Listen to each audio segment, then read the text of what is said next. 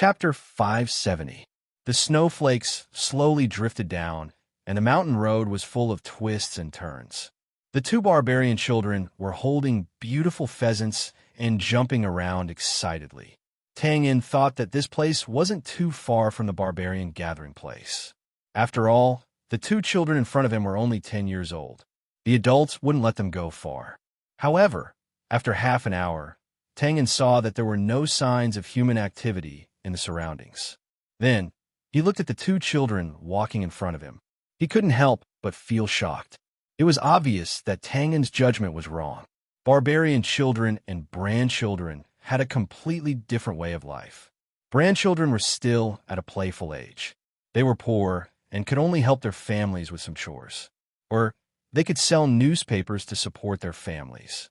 Ordinary barbarian children had to face serious problems such as hunger and survival from the moment they were born. The older children had to go into nature and snatch food from the beasts' mouths. Or they could even turn the beasts into food. Fortunately, the snowfall gradually increased after more than 10 minutes. The two children quickened their pace. They bypassed a rocky area and turned into a narrow valley. They disappeared in a flash. Tang heaved a sigh of relief. Sylvia would have caught up with him before he reached the barbarian gathering place if they had continued walking like this. He observed the surrounding environment and made sure that there were no sentries. Then, he quickly moved to the side of the narrow valley. The terrain here was extremely complicated. Tang wasn't sure that he could have found this place if the two children hadn't led the way. Not to mention, he couldn't have found this narrow valley that only allowed two people to walk side by side. He stuck his head out slightly. The valley was like a one-line sky. It was a little dark inside, and he couldn't see clearly. However, he could clearly hear the children's footsteps with the help of the sound transmission effect of the narrow valley walls. Tang took a deep breath. Then, he held his breath and listened carefully. About 2 minutes later, the children's footsteps disappeared. It was replaced by a few vague barbarian words that he couldn't understand. It seemed that they were greeting him. The length of the valley was about 200 meters, and there should be guards inside. Tang straightened his body and calculated the approximate result from what he had heard. He nodded thoughtfully. Then, he looked around and disappeared in a flash. This was the gathering place of the barbarians. Naturally, the two children would not be the only ones coming in and out of this place. Tang didn't have to wait for long before the barbarians came in and out. He also successfully got what he wanted. A quarter of an hour later, when Tang appeared at the entrance of the narrow valley again, his appearance had completely changed. He wore a wide-brimmed flat cap on his head, and a thick black beard covered his chin all the way to the back of his ears. He was still wearing that expensive black fur coat. Because it was a little big, it covered his calves. His shoes and leggings were replaced with furry animal skin. From a bystander's point of view, this was a rather mysterious barbarian. He stomped on his beast skin boots, which were obviously one size too big. Damn, don't tell me I have athlete's foot, he muttered to himself.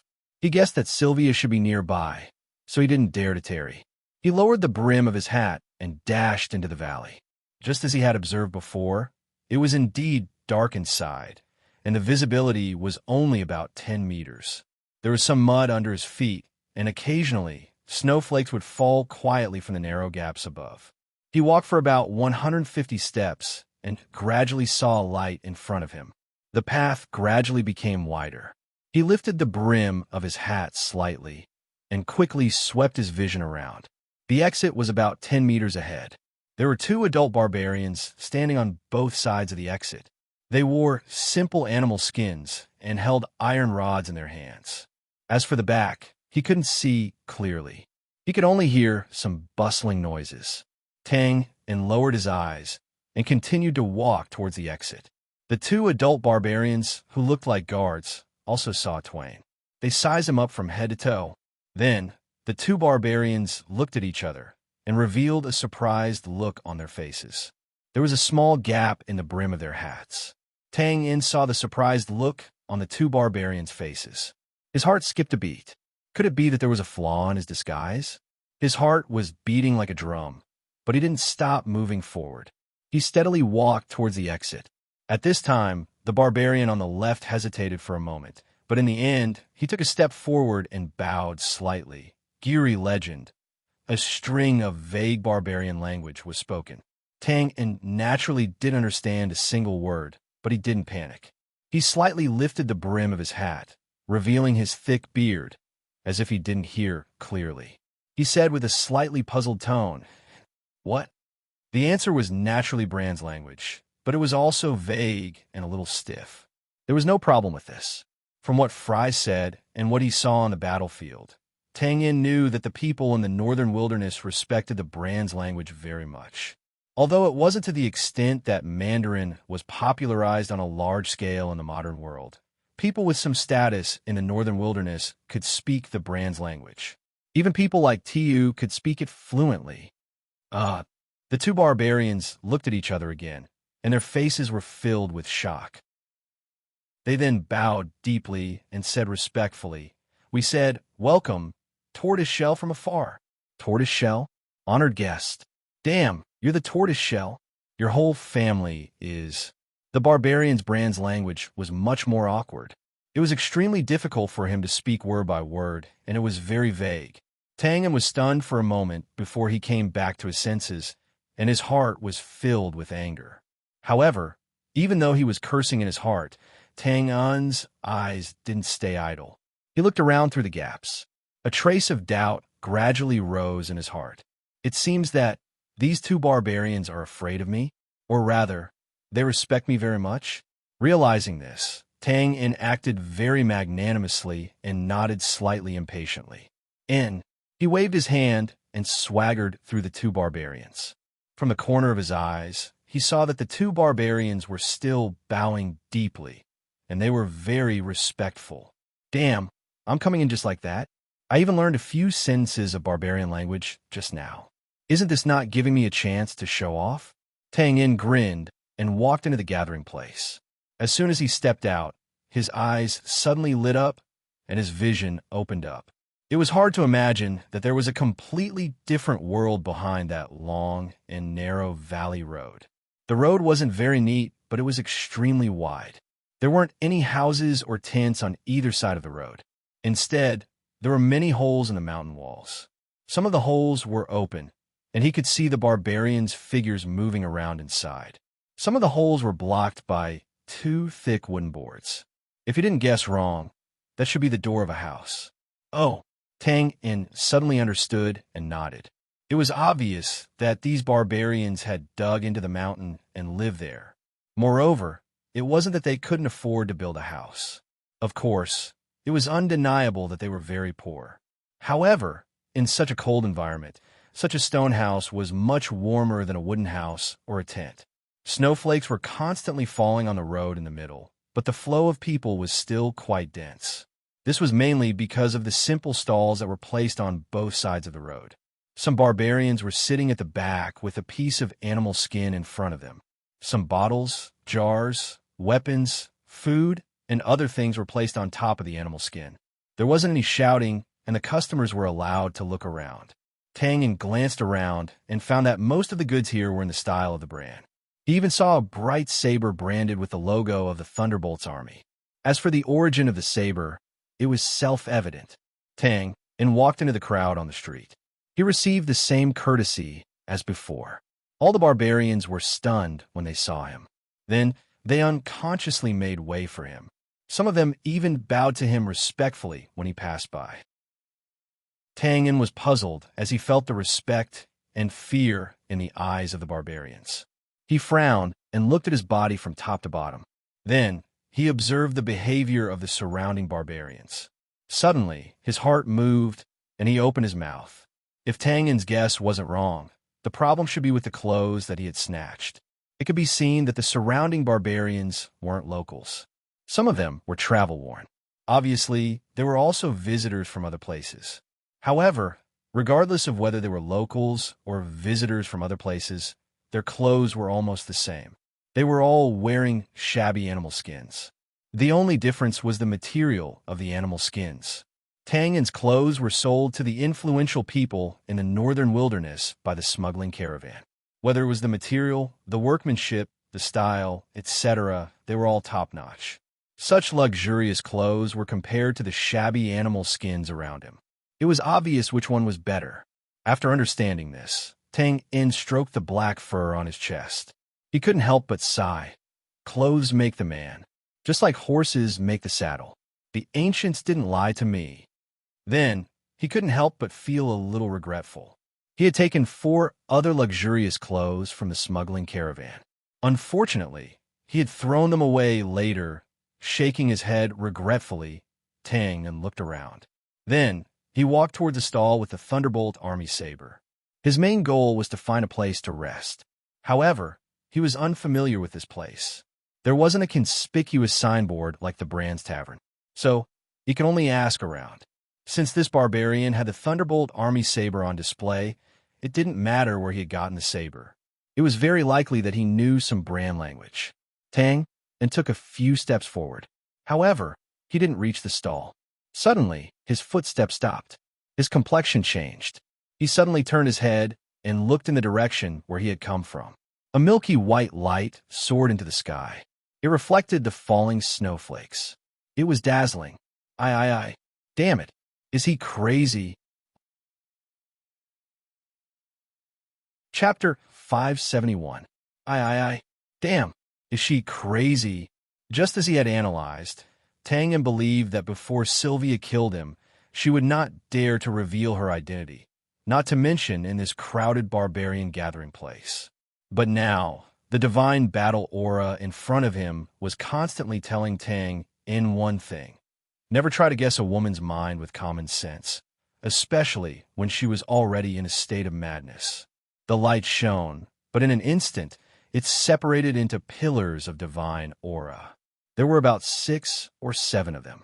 Suddenly, it spun, and the surrounding snowflakes evaporated instantly.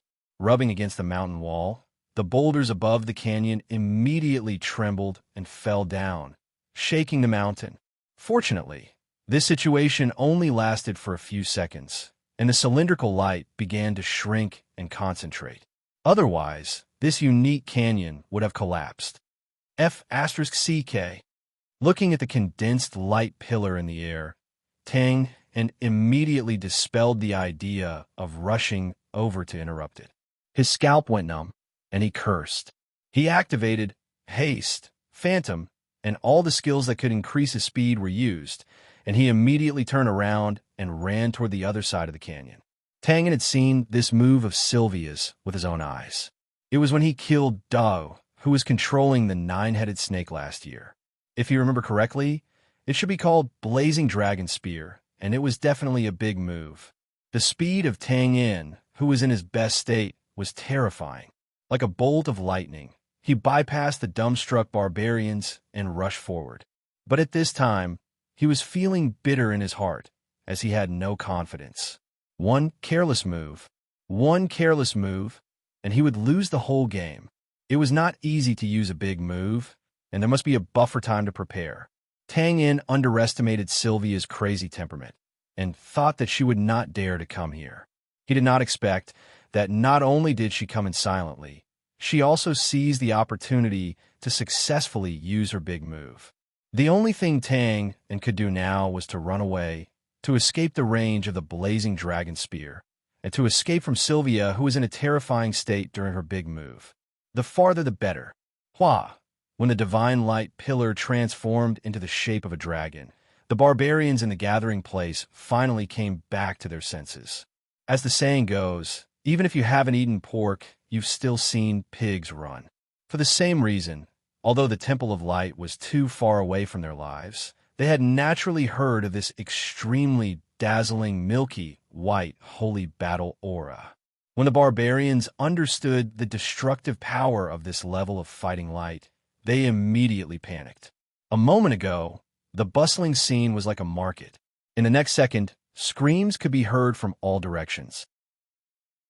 The crowd of people was running around like headless flies, and all kinds of goods were thrown into the air in an instant. This scene was comparable to the modern-era city manager's surprise attack. It was also at this time that the divine pillar of light in midair completely evolved into the shape of a dragon. Roar!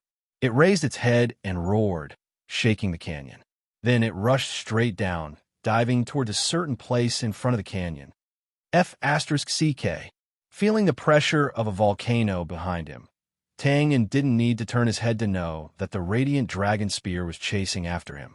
He roared angrily, and his expression was a little distorted. His speed increased a little, and his figure flashed like a flickering light. The energy of the radiant dragon spear was too huge. Tangan didn't believe that Sylvia could completely control it. Sooner or later, she would fall. It was just a matter of time.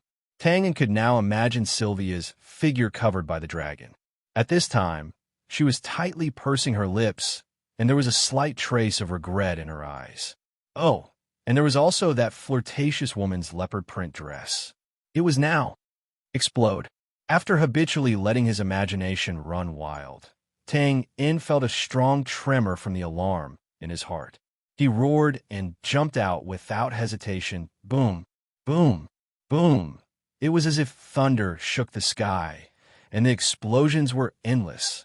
The light energy that looked dazzling, but was in fact extremely terrifying, instantly exploded. The space suddenly became brighter, and the entire canyon was shaking. Then, a scorching wave of air that was compressed to the limit quickly rushed into the sky from the crack above the canyon, and swept away all the snowflakes in the surrounding area in an instant. Rumble, rumble. Large and small stones tumbled down from the top of the mountain, directly entering the turbid space below, creating a terrifying rumbling sound. In just a short moment, sharp screams, cries of pain, and so on disappeared. If there were still living people below, then there would be no other sound besides the buzzing sound in their ears. Huff! In the middle of the canyon, a figure holding a spear slowly straightened her body, like a mountain in the abyss. The gray fog filled the air, and the face couldn't be seen clearly. However, from the domineering leopard print that was covered by the surrounding white light, it was undoubtedly Sylvia. The panting sound didn't stop, and the tip of the spear trembled slightly. In order not to alarm Tang-in, Sylvia had also paid a price to slow down the radiant dragon spear. Looking around, the visibility was extremely poor. She couldn't even see the mountain walls on both sides. In the haze, she could see that many of the holes in the stone houses had collapsed, and some of them were even blocked by piled-up stones. On the surrounding road, there were only stones, and there were basically no complete barbarian figures. Of course, there were still some bloodstains and broken limbs. Pursing her lips, Sylvia shifted her gaze, and her expression didn't change. The Divine Light Doctrine said to respect and love all life, but of course this didn't include the northern wilderness barbarians, who were heretics. Her footsteps paused, and she slid sideways. Bang! She avoided a huge stone that fell down. Sylvia raised her head, but she couldn't see the top of the mountain, only the large and small stones that passed through the gray fog from time to time. It was obvious that the canyon was already in a state of collapse due to the explosion of such a powerful force in such a cramped place. Slightly frowning, Sylvia didn't pay attention to this. Instead, she stepped forward and looked around for Tang-in's figure. Is he dead? Logically speaking, as long as he was hit by the flame dragon spear or was swept by a large area of air, he should be dead without a doubt. However, Sylvia's body was tense, and she didn't have any intention of relaxing. Just like how Tang-in was extremely wary of Sylvia, Sylvia was also very wary of the extremely slippery Tang-in. As long as she didn't see the corpse, she wouldn't be completely at ease. Of course, Sylvia could also choose to use the light tracking magic at this moment. However, because of the flame dragon spear, the surrounding light energy was extremely dense, and it was impossible to accurately sense the target's location. At this moment, bang, cough, cough. Accompanied by the sound of stones rolling down, a coughing sound was heard. Sylvia instantly turned her head and saw a blurry figure about 10 meters in front of her push away the stones blocking the way, and half of his body peeked out from the stone house on the mountain wall. She turned her head to look at him. Although she couldn't see his face clearly, she could still distinguish his thick beard. The other party was obviously stunned as well. He sized up Sylvia for a moment, and then retreated in fear. Barbarian. After subconsciously coming to this conclusion, Sylvia turned her head away and didn't pay it any mind. Although the barbarians were heretics and should be purified by the light energy, in front of Tang In, a demon who had killed many important people of the Temple of Light, the little heretics could only stand aside. That's not right. How could an ordinary barbarian wear such a complete animal skin coat? After taking a few steps forward, Sylvia suddenly stopped. She turned her head suddenly, and the half-closed stone house from before was no longer there. Bang! She stomped her back foot, stepped forward, and thrust the flame dragon spear forward. Bang! The stone house's door was instantly shattered by a tyrannical force. Her figure followed after. The house was half-collapsed. Other than a few old barbarians who had fainted on the ground, the suspicious figure with a mouthful of black beard was nowhere to be seen. Sylvia's face was ashen. There was no doubt that it was Tang In. She couldn't believe that he ran away when they met face to face at this time. A mocking sigh came from outside the house. The Flower of Nights is indeed the Flower of Nights. Wearing a leopard print. TSK, there's a different kind of sexy taste. Roar. She raised her head and roared, and a sacred fighting aura instantly erupted. Rumble. Before the stone house collapsed, the furious Sylvia quickly flashed to the road outside like a cheetah. She turned her head and looked around, but she didn't see any figure in the gray fog. Without hesitation, a milky white fighting aura formed a pair of light wings behind her. She cut through the gray fog in the canyon and chased straight ahead. The noisy voice was still saying, "What's the saying again? That's right, women are like clothes. You chose such a domineering dress. I really couldn't tell that the famous Sylvia is actually the wild type. But you have to thank me. You must know that I specially left this dress for you. You have great taste." Ha! Her face changed several times, green and red mixed together. Sylvia had never been humiliated like this in her life. Even with her calm temperament, she couldn't help but scream, and her killing intent soared. Die! Chapter 572. In the afternoon, the sky was dark, and the wind and snow were getting heavier. Squeak! The snowflakes were already inches deep in the forest. Boots made squeaking sounds as they stepped on the snow, leaving black footprints. Occasionally, blood dripped down and burned the thin layer of snow, but it was quickly covered by the following snowflakes. When he turned around, the sky was white, and the barbarian's gathering place was long gone. Tang In didn't need to turn around to investigate. He knew that Sylvia was at most 1,000 meters away, and she must be rushing over at this time. Phew! Touching his red nose, Tang In exhaled a white breath and muttered to himself, "This is not going to be easy." Previously, in the barbarian's gathering place, Tang In crashed into the stone house by the road in time and avoided the disaster. But in the end, he was still swept by the flame dragon spear, and more than 10 bloody wounds were left on his body. They were all external injuries, and for Tang In, it was a small matter. But his speed inevitably decreased, and it was difficult to get rid of Sylvia, who was following him closely. Looking around, Tang In narrowed his long and narrow eyes. Since he couldn't get rid of her, then he would fight. Sure enough, in less than 3 minutes, Sylvia, who was covered in wind and snow, arrived with a spear. She stopped in her tracks, and her face was as cold as ice. She was still wearing the leopard coat, and, she was still sexy. Sylvia's body was strong and healthy, and her curves were moving. Although she was not as delicate as a noble lady, she was still incomparable to the burly barbarian women. So, the leopard coat was obviously too big for her, but it was just enough to cover the god's armor underneath. Looking around, there were no traces left. Tang In's footprints and blood had all disappeared here. Seeing this, Xiao Weian's expression did not change. Her eyelids drooped slightly, and with a flick of her wrist, she drew out bits of white light. As long as the light-tracking magic was still there, no matter how Tang In tried to hide, it would suddenly be useless. At this moment, the white light in his palm suddenly shattered. Sylvia's expression changed, and her figure moved back 10 meters. Hiss! Just as Xiao Weian was about to retreat, a pitted dagger appeared above her head, where she had been standing just a moment ago. The two sides of the black coat opened, and the vampire-like Tang In silently descended. Huh! Tang In chuckled. He had expected that his attack would miss. After all, this was at most a sneak attack. It was far from a fully prepared assassination. Naturally, it would not be so easy to injure Sylvia. Of course, Tang In wouldn't have the chance to prepare now. With a bang, Tang In flipped over and stomped on the ground, bringing up a sky full of snowflakes. Like a ghost, Tang In flashed over. His dagger swallowing and spitting blood was hidden behind the snowflakes, silently slicing toward Xiao Weian's neck. The advantage of a spear was distance, while the advantage of a dagger was close combat. Since he had already seized the opportunity, Tang In naturally would not let it go.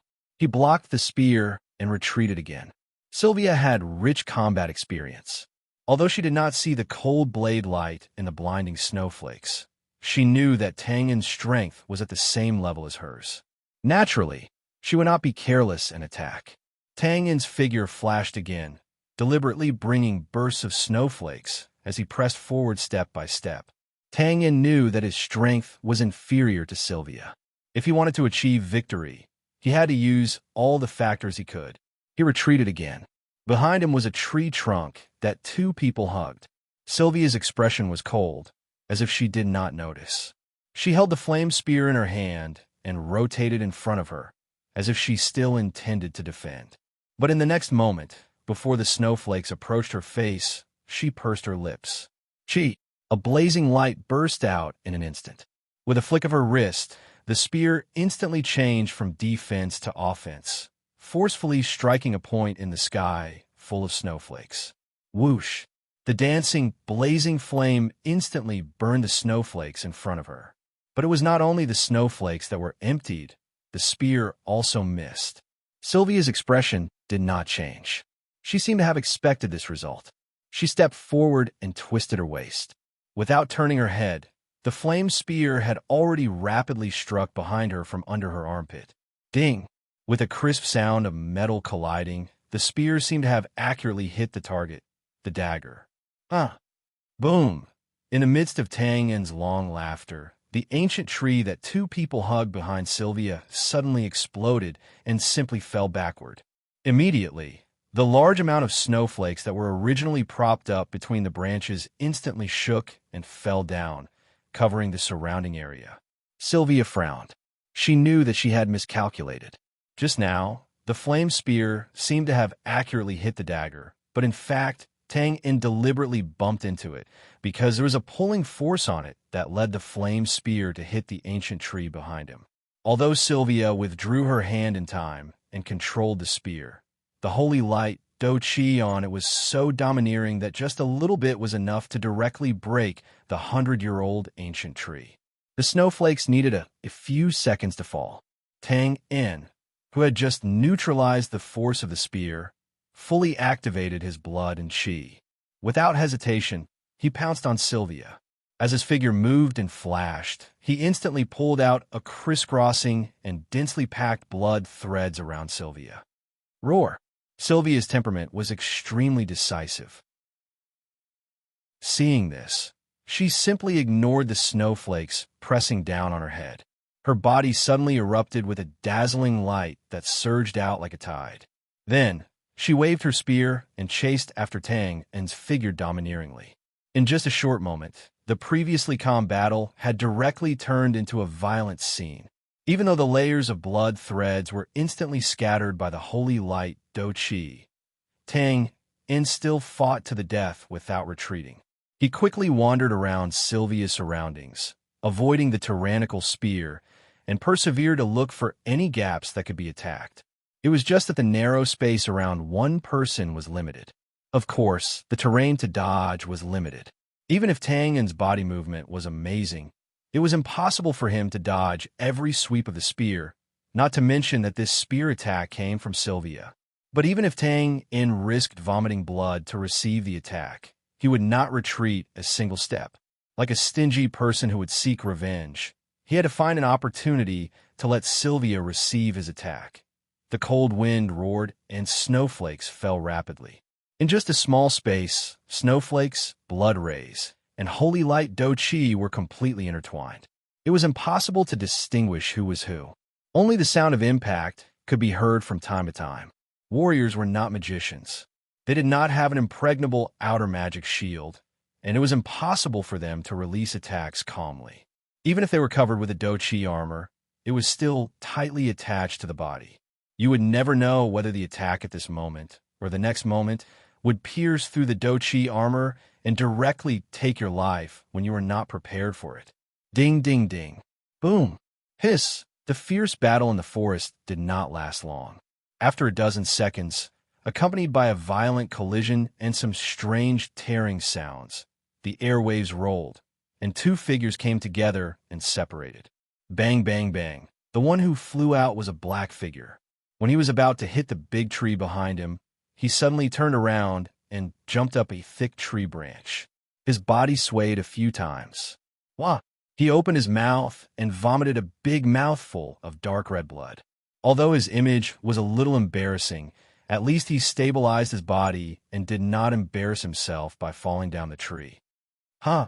He raised his head and laughed, shaking the tree branches and causing the snowflakes to fall continuously. He seemed to be extremely happy. With one hand on the tree trunk, Tang In waved a piece of leopard print leather with the other hand. He grinned and revealed his white teeth that were stained with blood. Sylvia, oh Sylvia, I really want to know, how many people can tear your clothes off in front of you? Ha!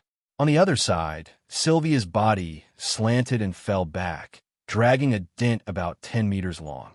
She then steadied herself and forced herself to straighten her body. Her throat moved, but it seemed to be swallowed again. Only a trace of blood seeped out of the corner of her mouth. Hearing Tang Un's teasing words, Sylvia pursed her lips slightly fiercely and turned to look at her left arm. The leopard print clothes there were torn off at the shoulder, revealing the silver god's grace vambrace that was full of cuts. Haha, it's the wilderness, a man and a woman alone, and a piece of their clothes are torn off. TSK, TSK, this rhythm is a little wrong. Clap, clap. Clapping his hands, Tang In had a very annoying smile on his face. Oh, it should be said that the rhythm is too right. It was a matter of life and death. If words could make Sylvia so angry that she lost her mind, Tang In did not mind being a little shameless. However, it was obvious that this was only a thought. The battle-hardened Sylvia's expression did not change at all. The fierceness on the corner of her mouth had already calmed down. She stretched out her hand. Hiss! The long sleeve on her right shoulder was also torn off. The luxurious leopard print clothing now looked more like a vest or a cloak. Oh, is that so? She threw away the leopard print sleeve and tore off the thread. Sylvia raised her head and looked at Tang In. The corner of her mouth suddenly raised, revealing a wild smile. Haha, I only like men who are stronger than me. You're not qualified. Cough, cough. Cough, cough. After being stunned for a moment, he coughed repeatedly. Tang In originally looked at the pure and holy Sylvia and wanted to tease her a little to provoke her anger. However, he did not expect that he would be the one being teased instead. He suddenly felt that it was extremely absurd. He grinned to calm himself down and spread his hands. Oh, that's really a pity. After saying that, he stepped on the branches and attacked Sylvia. Chapter 573. The storm and snow were sometimes slow and sometimes fast. Even though light and darkness had rotated several times, it had never stopped. In the distance, the undulating wind and snow were faintly discernible. It was originally a hill, but now it looked more like a snow-covered iceberg. Only by taking a closer look would one be able to see some other colors in this monotonous world.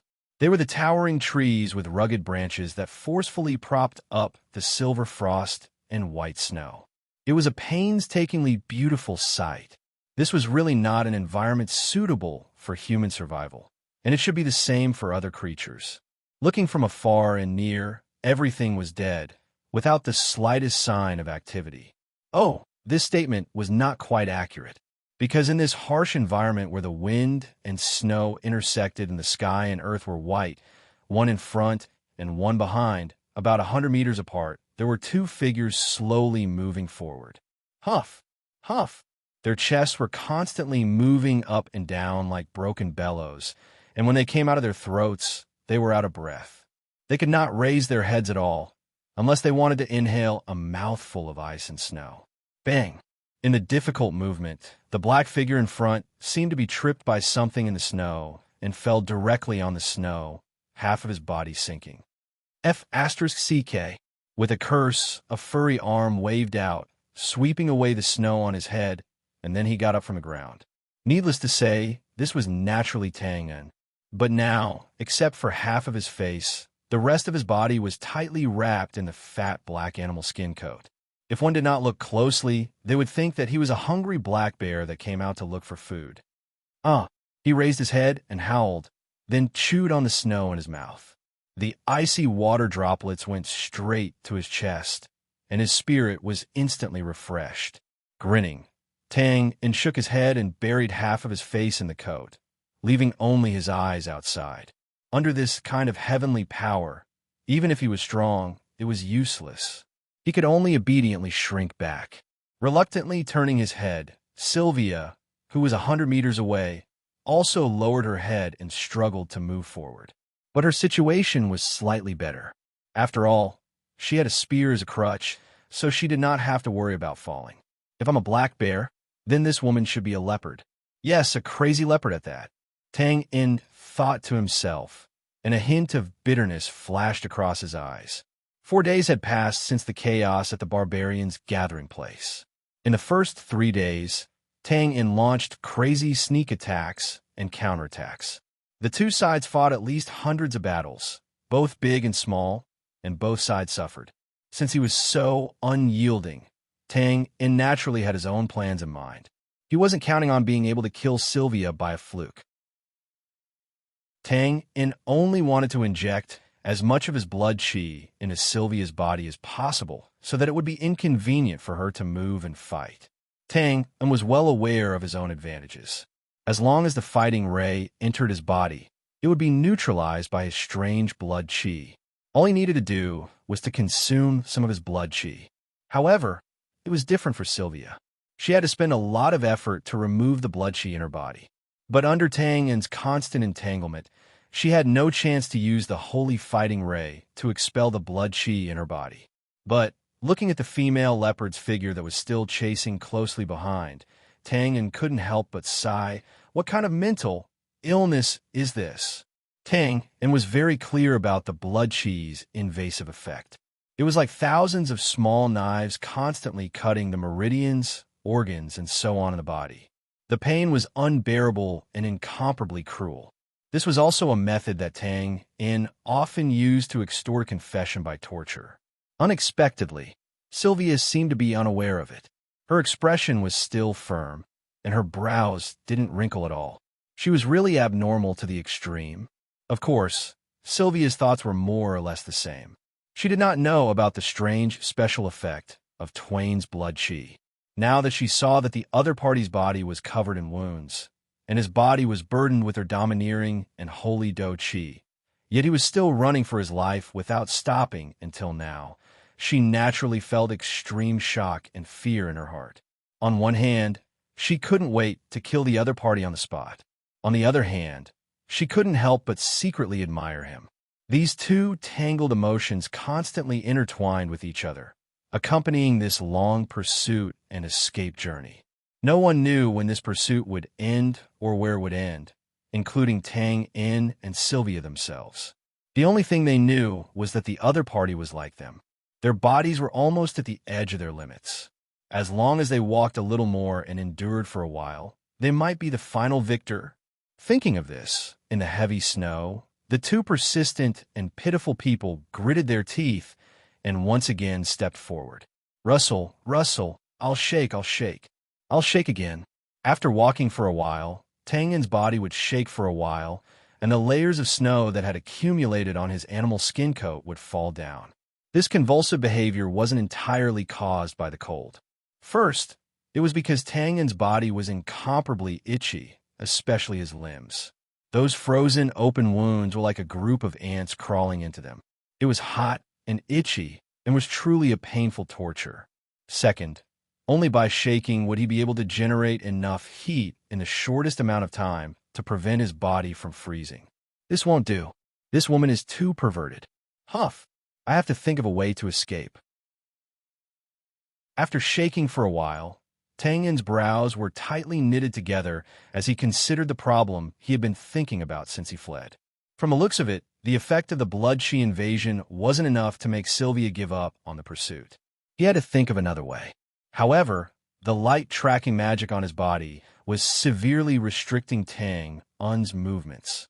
If this continued, Tang Yin was really worried that he would fall into a coma due to exhaustion before Sylvia. Damn, Sessman. Oh, Seth, you're really something. Do you really want me to chop off an arm?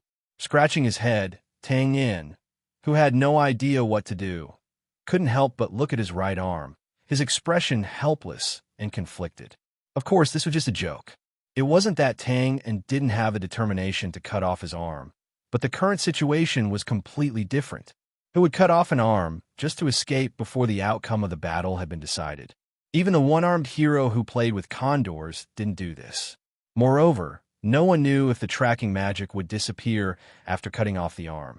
After all, the Eye of Space from before was like a shadow that followed the body and had its own navigation system.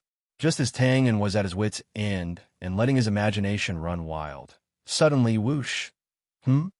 Tang Yin's body suddenly stopped, and both his legs sank more than 20 centimeters into the layer of snow. Raising his eyebrows, he hesitantly tilted his head to the side to listen. The raging sound of the snowstorm was too loud. Even though Tang Yin's hearing was much better than the average person's, he still couldn't hear it clearly. After about 10 seconds, Tang Yin, who couldn't hear anything, simply gave up and decided to walk forward a little more. The stretch of hills that looked abnormally blurry before had now officially arrived in front of the two of them. Looking at the towering iceberg that was completely covered in white snow, Tang Yin couldn't help but smack his lips. Then he took a step around it. At this time, the whooshing sound was obviously clearer in the rapid snowstorm. It gave Tang Yin the feeling that it was like the half-old plastic signboard of the small supermarket below his house in the modern world. Whenever there was a strong wind, it would hang in a coquettish manner and flutter. The whooshing sound was incessant, and it was so noisy that he couldn't sleep. After walking 100 steps, Tang Yin's footsteps stopped again.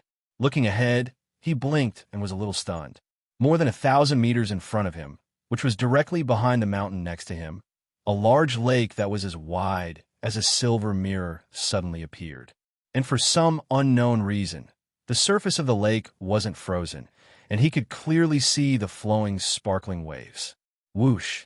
After coming back to his senses, Tang Yin subconsciously turned his head to look behind the lake. Unfortunately, it was blocked by the mountain in front of him. He frowned slightly and thought to himself, could it be a waterfall? Logically speaking, in such a cold climate, the large lake in front of him should have frozen. But it didn't, so it was very likely that it was constantly being injected with water. Combined with the whooshing sound that was faintly coming from the lake, Tang Yin judged that there should be a waterfall behind the large lake. Large lake, waterfall. His heart skipped a beat, and he turned to look at Sylvia, who had just entered the hilly area. Tang Yin licked his lips and squinted his long and narrow eyes. Then he stretched out his hands, rubbed them together, and began to climb the mountain next to him. Sylvia naturally noticed Tang Yin's abnormal behavior immediately, and she couldn't help but frown. She didn't have as sensitive a hearing as Tang Yin, and the angle they were standing at was not right. Naturally, she didn't know about the large lake and the possible existence of a waterfall. It could be said that climbing the mountain now was completely useless, as it would only consume their physical strength to a greater extent. However, Sylvia didn't think that Tang Yin was a fool who would do such a strenuous and unrewarding thing. On the contrary, after a few days of chasing, Sylvia knew clearly how cunning this guy was. She didn't dare to be negligent, and she also stretched out her hands that had been curled up and climbed up the mountain at the same level as Tang Un. The mountain peak was tall, but it wasn't steep. Of course, in such a climate, ordinary people couldn't even think about climbing it. One mistake was enough to be crushed to pieces. However, Tang In and Sylvia were certainly not ordinary people.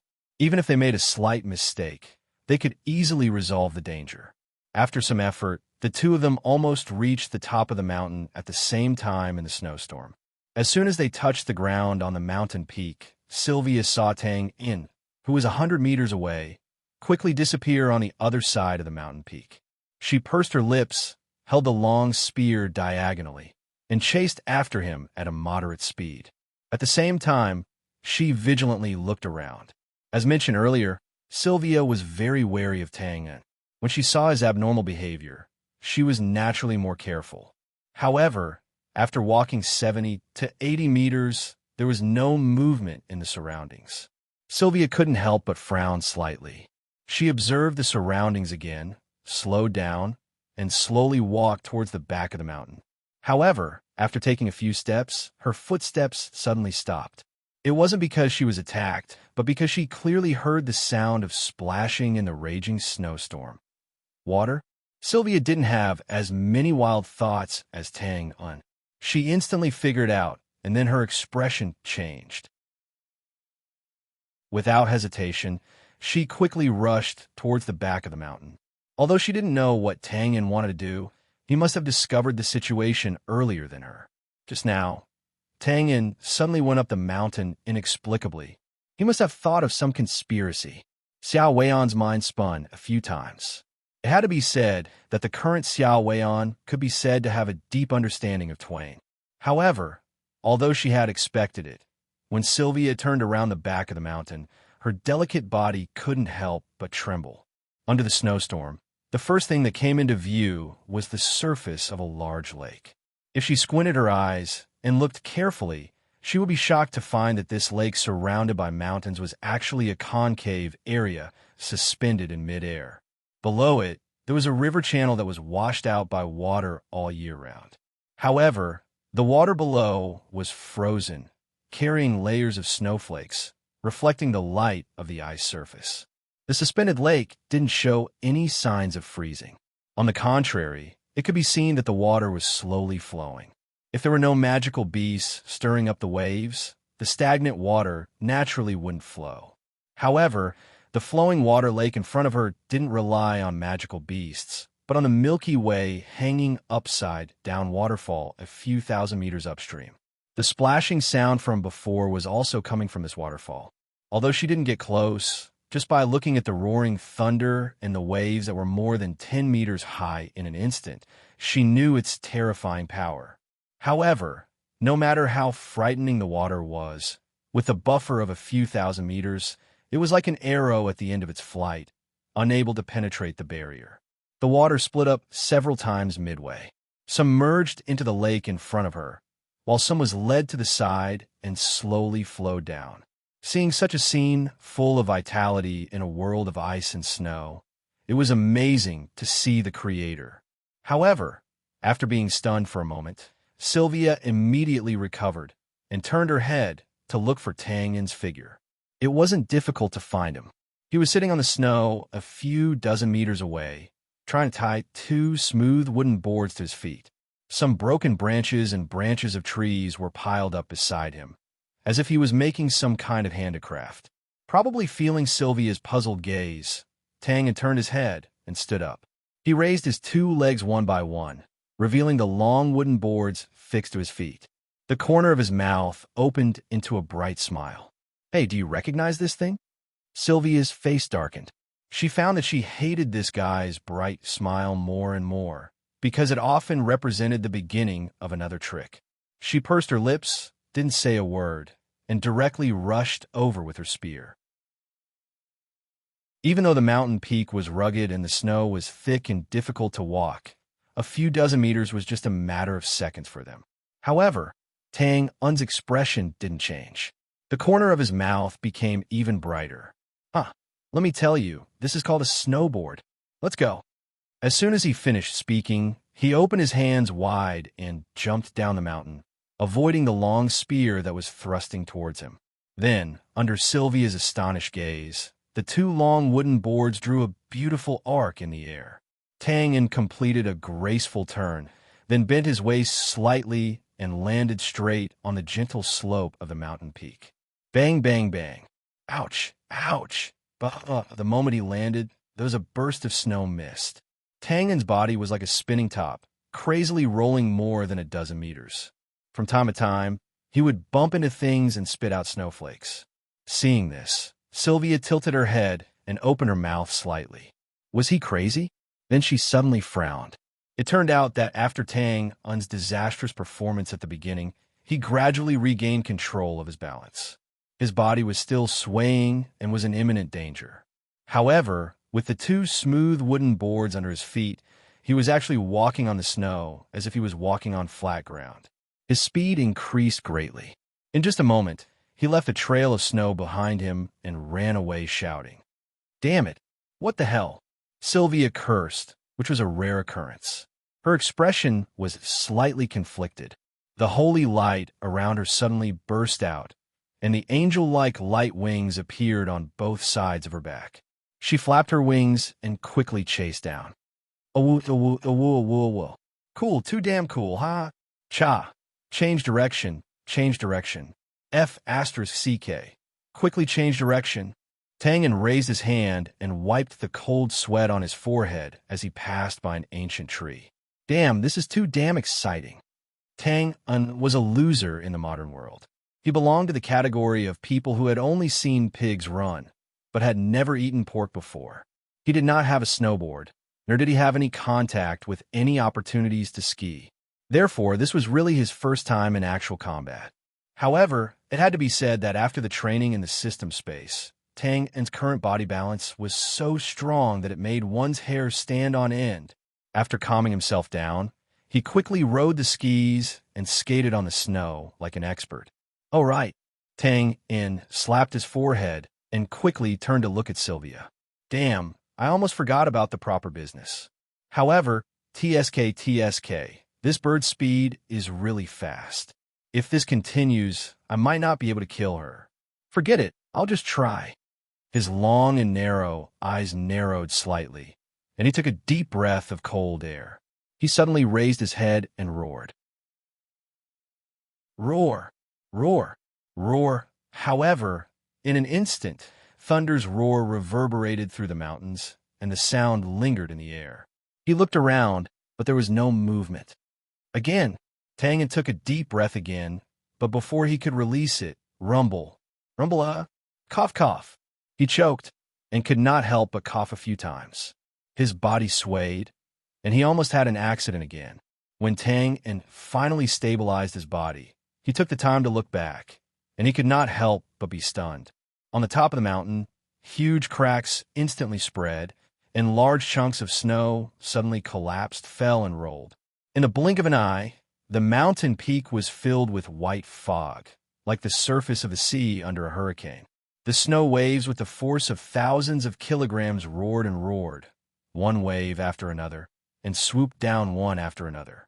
In the face of such a great power of nature, no matter how good a human's skills were, or how high his do-chi was, he was still as insignificant as a speck of dust.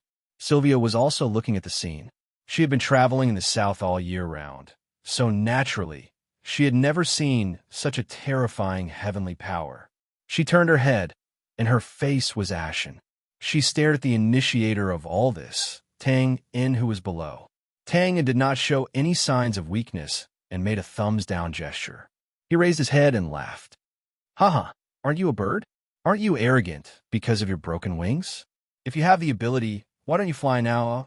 Amidst the exclamations, Sylvia slid sideways and jumped up to step on the trunk of an ancient tree. Boom! The tree directly broke apart. Sylvia used this strong rebound force to leap into the air, and with the suspended effect of the light wings behind her, she completed a short and fast low-altitude glide. She's really flying. With his mouth open, Tang looked up at Sylvia, quickly closing the distance between them, and then looked at the violent avalanche behind them. He was no longer in the mood to make a shameless joke. He leaned forward and quickly slid down the mountain. Chapter 574. It was best not to laugh at the humbleness and insignificance of a single creature, because you would never be able to imagine the terrifying power of a group of them. An ordinary soldier was not worth mentioning in front of a master, but if tens of thousands of soldiers drew their bows and arrows together, then the only thing a void-level martial artist could do was run as far as possible. A small ant was also incomparably insignificant in front of the ancient trees and mountains. However, if they were to come with an overwhelming number, then the ancient tree and the tall mountain could only watch helplessly as they were gnawed into pieces. For example, now, the snowflakes were as small as dust, as light as catkins, and could not cause any decent damage. But when they gathered in one place and swooped down in a determined manner after being provoked, the so-called strong crushing was nothing more than this. Damn it! Glancing at the approaching snow from the corner of his eyes, Tang In looked nervous, no longer as relaxed as before. He had only seen the so-called avalanche in movies and TV shows in the modern world. Now that he had experienced it in person, he realized that whether it was the speed or the power, it was much more serious than he had imagined. Whoosh! Snowflakes flew up, and the skis dangerously passed through the protruding rocks, rugged ancient trees, and so on, sliding down the gentle slope of the mountain as fast as lightning. Faster, faster, faster. Please, faster. At this point, Tang In could no longer care about Sylvia's situation. His body leaned forward as he continued to speed up. The avalanche was initiated by him. If he was submerged in the end, it would really be a joke. The lake was already in sight, and at this time, the surface of the lake was no longer as smooth as before. Instead, it was splashing water and surging waves. Furthermore, if one were to observe carefully, they would discover that the level of the lake was continuously rising. This was because when Twain had let out a deafening howl earlier, the sound had spread in all directions, causing avalanches of varying sizes to occur on the many mountain peaks around the lake. When large snowflakes continued to smash into the lake, the water level would naturally rise accordingly. It's about time. While rushing, Tang In stared at the water level, raised his eyebrows, and couldn't help but feel happy. But at this moment, a delicate shout suddenly came from behind him. Tang In turned around in shock. His eyes widened, and he couldn't help but be overwhelmed with fear. It turned out that the avalanche was about to engulf them. Sylvia, who was a few steps behind, had half of her body submerged in the snow and was in imminent danger. However, at the moment when her life was hanging by a thread, Sylvia decisively exploded the light wings behind her back. Puff! She opened her mouth and spat out a large cloud of blood mist. With the help of the explosion of the holy battle aura behind her, she broke free from the entanglement of the snow mist and accelerated into the sky. In an instant, she flew over Tang On's head and fell straight into the lake in front of him. Oh, it's flying again. Crack! Seeing that he was now the last one, Tang In didn't dare to be careless. His scalp went numb, and he quickly scanned the surroundings as he moved forward. Suddenly, his long and narrow eyes narrowed slightly, and then his body moved slightly to the side. The snowboard drew an arc in the air and ran toward a protruding rock on the left. There was a chill at the back of his head, and there were constantly pieces of snow hitting his body. The avalanche Grim Reaper was closing in, and its long scythe was almost hooked on a Tang In's body. Come on, come on. Now is the time. Up! With a roar, Twain leaped up with his skis in an instant with the momentum of the impact. Bang! He accurately landed on the protruding rock, and his body swayed unsteadily. After all, he was a rookie, and this kind of difficult movement was still difficult for him. In an instant, Tang In's upper body was bent 90 degrees, and in front of him was the raging avalanche. It was as if he could see the cruel eyes of the Grim Reaper. His posture was strange, and he was about to fall, but Tang In didn't fall down. The powerful strength of his waist and abdomen fixed his legs on the snowboard, and he rushed up the slope of the protruding rock. Whoosh! The moment before the avalanche submerged the protruding rock, Tang instantly rushed out with a trail of snow mist and rushed straight into the sky. Huh! Elated laughter suddenly resounded through the lake, and Tang Yin, who had narrowly escaped death, couldn't help but be wild with joy. He now understood why those foreigners in the modern world were always thinking about how to court death. It was really this kind of feeling, 2F asterisk king exciting, 2F asterisk king satisfying. Rumble. At this time, the raging avalanche under him poured into the lake, and in an instant, countless shocking waves were smashed, and the water level rose again. In the midst of this roar, an uncontrollable scream was heard, and it even covered the sound of the huge waves hitting the shore. It was Sylvia. Because of the explosion of the light wings behind her, she fell into the lake before Tang Yin. Now, her head was exposed in the center of the lake. Her long hair was scattered, and her usually cold face was now even colder. Her face was pale, and her expression was slightly distorted when she raised her head and roared. Obviously, this was undoubtedly due to the freezing lake water. Crack! She closed her legs and directly twisted the long ski under her feet. In midair, Tang Yin saw Sylvia's embarrassing appearance and couldn't help but shake his head and laugh. Haha, after all, you're just a woman. Can't you withstand this little test of cold? Because of the momentum from before, Tang Yin flew farther than Sylvia. After laughing, he put his hands together and jumped into the lake in a standard diving posture. Gurgle. In just a short moment, absolute coldness enveloped his body inside and out, and all his nerves sent to his brain to scream, stimulate, tremble, and numb. He subconsciously opened his mouth, and the cold lake water poured straight into his mouth, and the coldness increased again. At this moment, his soul seemed to be frozen out of his body. Fortunately, Tang Yin still had a trace of rationality. He waved his hands and feet, and with great difficulty, he poked his head out of the lake. Then, a few screams that were far more horrifying than Sylvia's screams exploded. F***CK. Ah. The disaster was far from over. Tang Yin and Sylvia were in the center of the lake, so they didn't have to worry about being covered by the avalanche from the surrounding mountains. However, as the water level continued to rise, there were rumbling sounds. This sound didn't come from the surrounding avalanche, but from the front of the lake. Sylvia barely suppressed her trembling body and stiffly turned her head to look in that direction. As mentioned before, the lake was actually a suspended depression surrounded by the surrounding mountains. Because of the waterfall upstream, such a large lake was accumulated here. Now, because the water level continued to rise, coupled with the rising and falling tides, the shore of the lake began to collapse. The embankment in front of the lake began to crumble, and large chunks of soil continued to slide into the lake. A large-scale collapse was imminent.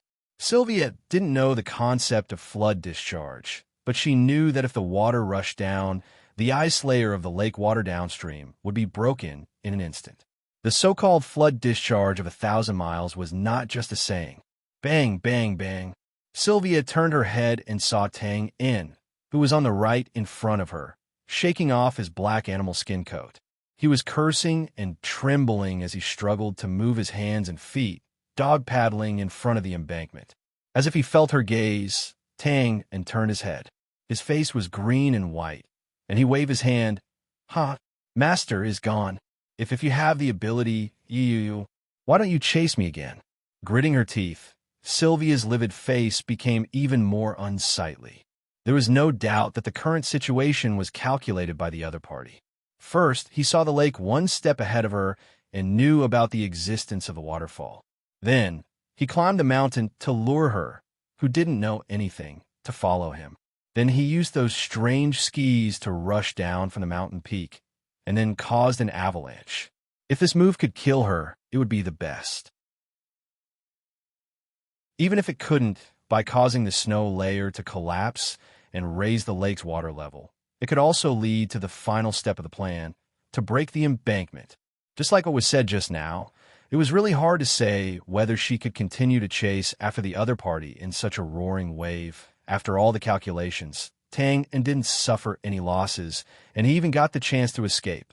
Sylvia was completely passive in this calculation, and she had no choice but to use the secret technique of light wings. Her body, which was riddled with scars, was seriously injured again. It could be said that she had lost the whole game. Pursing her lips, Sylvia didn't hesitate to take off her leopard skin coat, which had become heavier because it was filled with lake water. Her determined expression appeared again, and she waved her arms and swam forward. I've said it before, heaven, sea, horn, sky, hall, earth, prison, I will kill you with my spear. Tang Yin, who was in front of her, heard this, and his arms paused. He turned his head and roared in exasperation. Are you crazy? If he had a choice, who would be willing to stay in this icy lake and drift thousands of miles? It could be said that if Sylvia could give up the chase, Tang Yin wouldn't hesitate to swim to the other side of the lake. But after all, Sylvia was Sylvia. The word give up never existed in her life creed. At this moment, finally, rumble, the embankment completely collapsed, and the lake water instantly poured down in a large area, like a second waterfall. As for Tang Yin and Sylvia, whether they were willing or not, the flood water had automatically carried them, who couldn't help but fall forward rapidly.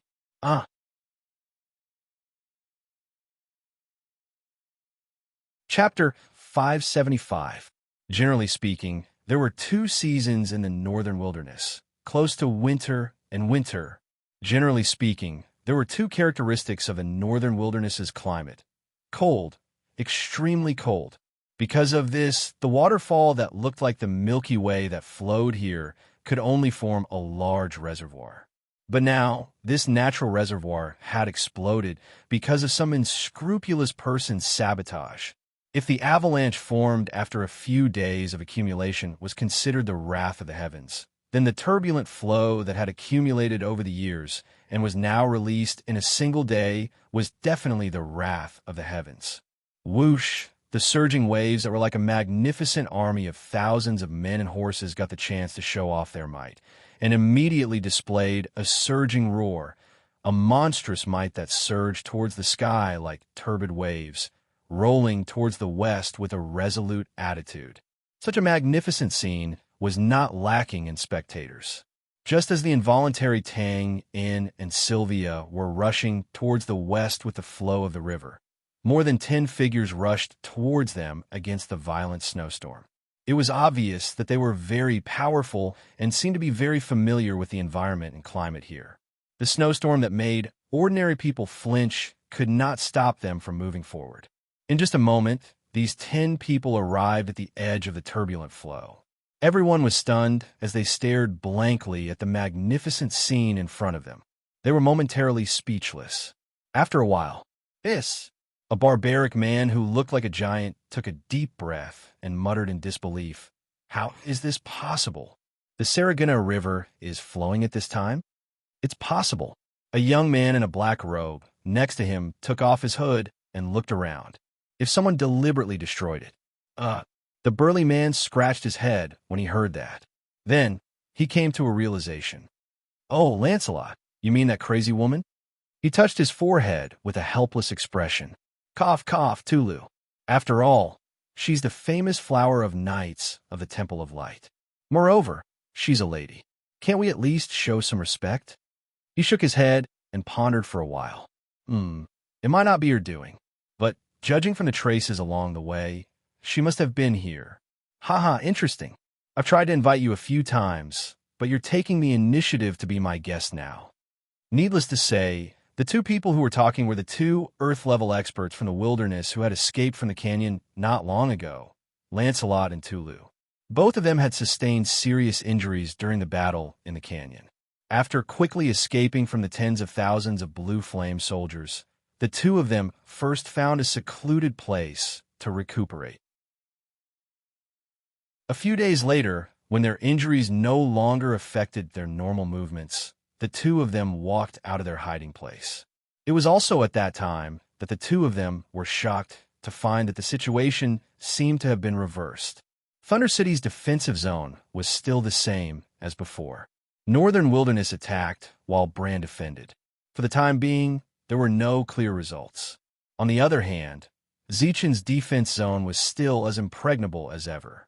Tens of thousands of Northern Wilderness warriors were stopped outside the 4 satellite cities of the Grand Border City. They were fighting fiercely, but they couldn't advance even an inch.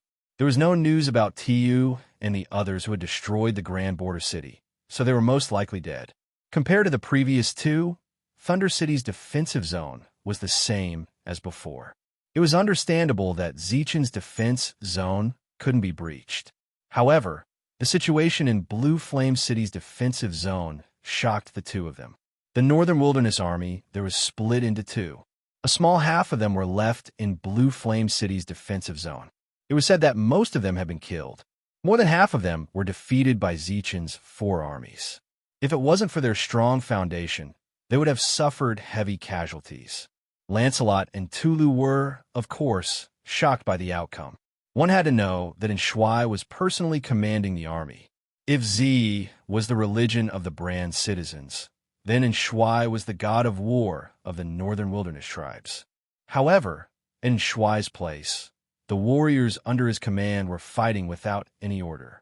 They were being killed to the point that they couldn't even fight back. How could the 2 of them accept this? However, they soon found out the reason.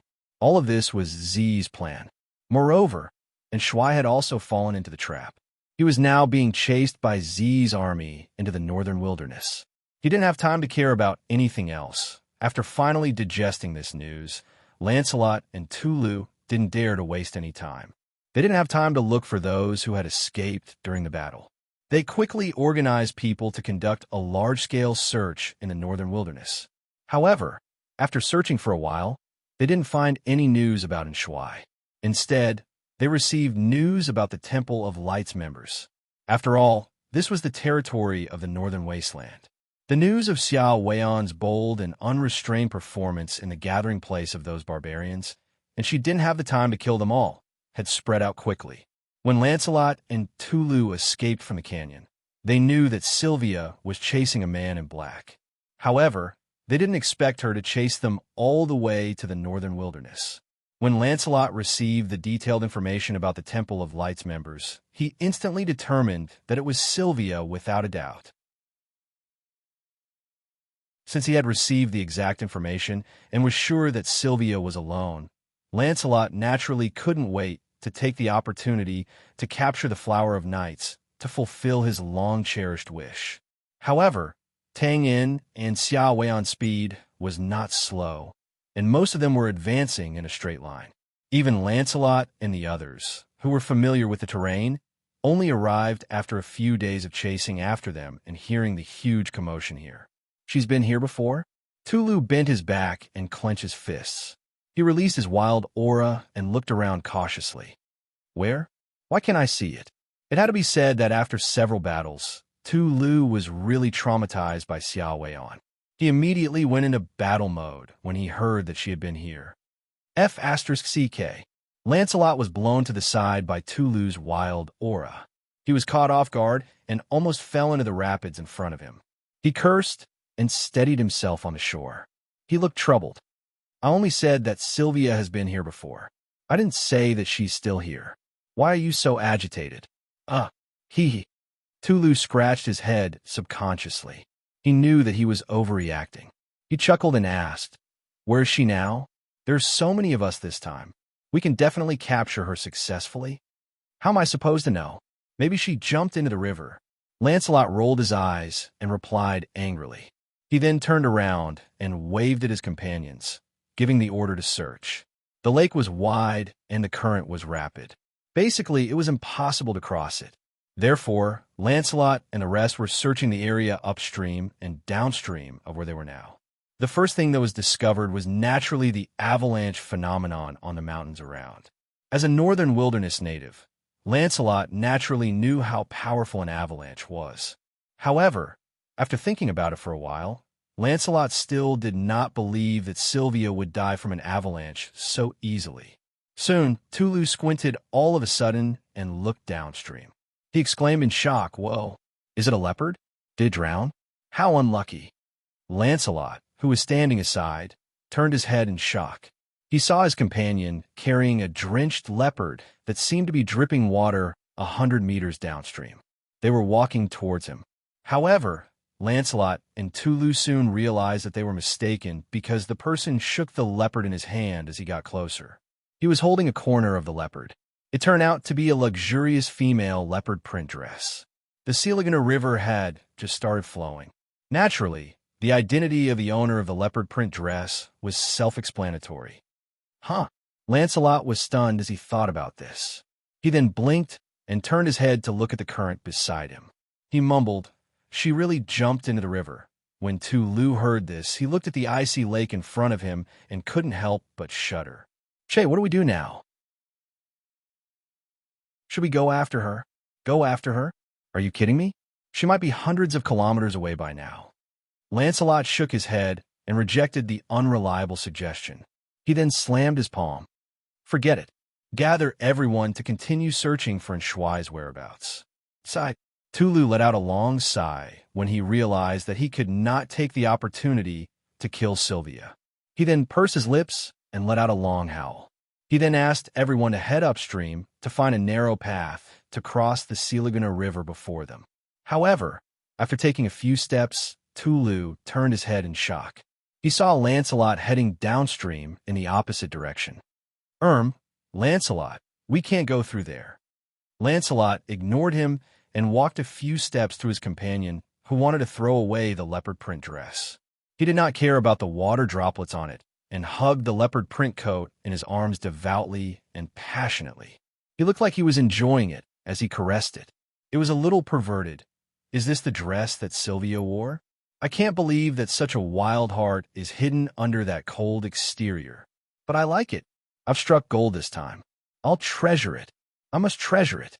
Ha ha.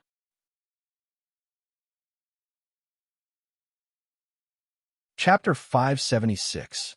The effects of the Silagana River flowing again were far from over. It could be said that Tang Un's unintentional act of trying to get rid of this person had unknowingly harmed someone again, and this time, it was a complete trap to his death. Downstream, a few hundred kilometers away. Here, there was also a group of people fleeing in panic. However, compared to the thousands of barbarian warriors who had retreated before, there were only less than 100 of them left. Phew! Anglos exhaled a long breath of white air, blowing the white snowflakes in front of his nose to the side. As soon as they touched the ground, they were stepped on by the leather boots of the passers-by and turned into dirty black water. Looking at the short and miserable end of the snowflakes, the veteran commander's eyelids drooped slightly. His gray face became even more gloomy. He could not help but feel the sadness of a hero at the end of his road. It's only been a dozen days of fleeing. It seems that I'm really getting old. As soon as the thought came to his mind, his wrinkled old face became even more frail. Then, he took a deep breath and shook his head. This veteran commander who had been through decades of bloody battles felt refreshed. His old face regained its firmness. He turned his head and asked, "Where are we now?" Marshal. More than a dozen days of continuous fighting, fleeing, fighting, and fleeing again. Under this cycle, the low-ranking barbarian officer beside him was also dispirited. He was stunned for a moment before he replied energetically, "The Silagana River is in front of us. At this time, the river has already frozen. We can directly cross it." "Oh." Anglos pondered for a moment and nodded thoughtfully. The low-ranking barbarian officer hesitated for a moment before he asked, "Marshal, are we still going forward?" Anglos frowned slightly and glanced at the man. The latter lowered his head and did not say anything.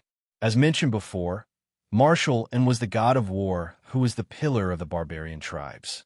However, after more than a dozen days of fleeing, the confidence of the 100 barbarians who followed them to escape was slowly decreasing. The demon-like Z behind them was too terrifying. He did not give them any hope at all. For example, although there was no sign of him in their line of sight. However, Zichen's soldiers surrounded them like a huge net, not allowing them to change their path or send out any signals for help. Along the way, All the small tribes and barbarian settlements within a radius of tens of kilometers had been massacred by the enemy. This feeling was as if there was an impenetrable silk net around them, and a spider with 8 claws was following behind them. It was very patient and was not in a hurry to wrap up the net and strangle them. Instead, it was slowly waiting for them to sink deep into the net and become exhausted. Only then would it open its cold teeth. Let's continue forward. Angros ordered without hesitation. Then, he paused for a moment and narrowed his eyes. But after we get there, take some people with you and break the ice on the river. Huh? The low-ranking officer was stunned for a moment before joy appeared on his face. Marshal, you want to cut off our retreat and stop them from advancing. Anglos waved his hand, his expression still dignified. It's good that you know. Go and prepare. Yes. Seeing the low-ranking officer leave excitedly, Angros' dignified expression instantly relaxed, and a bitter smile appeared on his face. It was not that easy to get rid of Z. This was just a small trick. Besides, even if the low-ranking barbarian officer could break the ice in time, the current of Seligana River was still and could not form an impact. There was still a large layer of ice around them.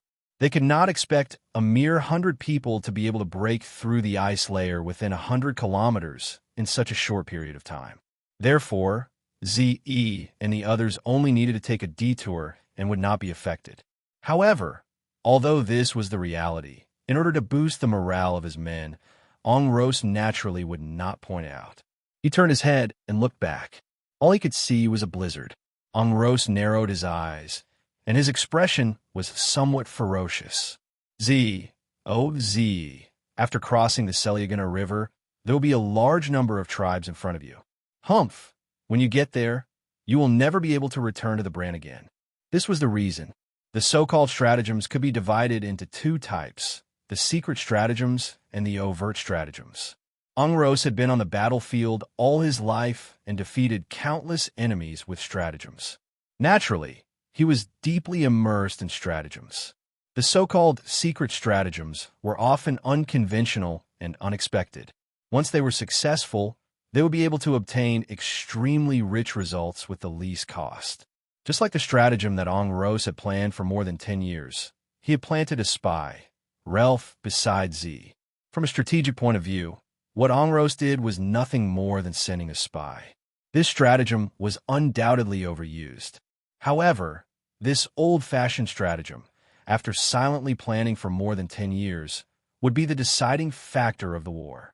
Of course, the huge results obtained from a stratagem were directly proportional to the risks and unpredictability that came with the stratagem. From the looks of it, the stratagem that Angros had planned for more than 10 years was undoubtedly a failure. Not only did he fail to eliminate the biggest obstacle to his hegemony in the northern wilderness, but he also failed to set the tone for victory. Instead, he had sacrificed himself and ended up in a pitiful state where he had to flee for thousands of miles. However, to be honest, victory and defeat were common. The failure of the stratagem was more or less acceptable to the veteran General Angros. However, the current situation was different from before. On one hand, he had no choice but to lead the remaining troops into the interior of the northern wilderness. On the other hand, he was planning to lure Z to chase after him. Angros believed that Z would definitely be able to see through this plan. However, in Angros' eyes, whether it was to pacify the Grand Border City or to kill him, the biggest enemy of Blank's army, Z would definitely not give up at this time. This meant that Z would definitely follow him into the interior of the northern wilderness. At that time, regardless of whether Angros was still alive or not, Z would not be able to leave this place alive. This was an open and unstoppable stratagem. After fighting for more than 10 years, exchanging my old and frail body for Z's life should be worth it. Angros thought to himself as he walked on the snowy ground with great difficulty, calculating the pros and cons of this stratagem. In the end, he nodded his head and thought to himself. However, what happened next made this veteran general, who had been through countless battles, turn to stone, while Water, a river that flowed endlessly. The snowflakes that fell from the sky melted into the water as soon as they came into contact with it. Then, they sang joyfully as they rolled westward. It was said that a joyful atmosphere would resonate the most. However, this was undoubtedly not the case. On the shore, hundreds of barbarian statues stood in a daze as they stared blankly at the rushing river in front of them. They were silent for a long time. After a long while, Anglo's body suddenly began to tremble. He looked at the Seljagunner River that shouldn't be flowing, then raised his head with difficulty to look at the gloomy sky and snow that filled the sky. He let out a long sigh and said, "The heavens want me dead." As soon as he finished speaking, he closed his eyes and collapsed. Bang! Marshal! A series of exclamations sounded. The surrounding barbarians finally regained their senses and hurriedly helped the old marshal up. They first shook him a few times before sprinkling the icy cold water on him. After a while, Ongros finally opened his eyes again. As soon as he woke up, he quickly pushed aside the soldiers beside him and looked at the rushing river again. A look of despair appeared on his face. "It's really flowing.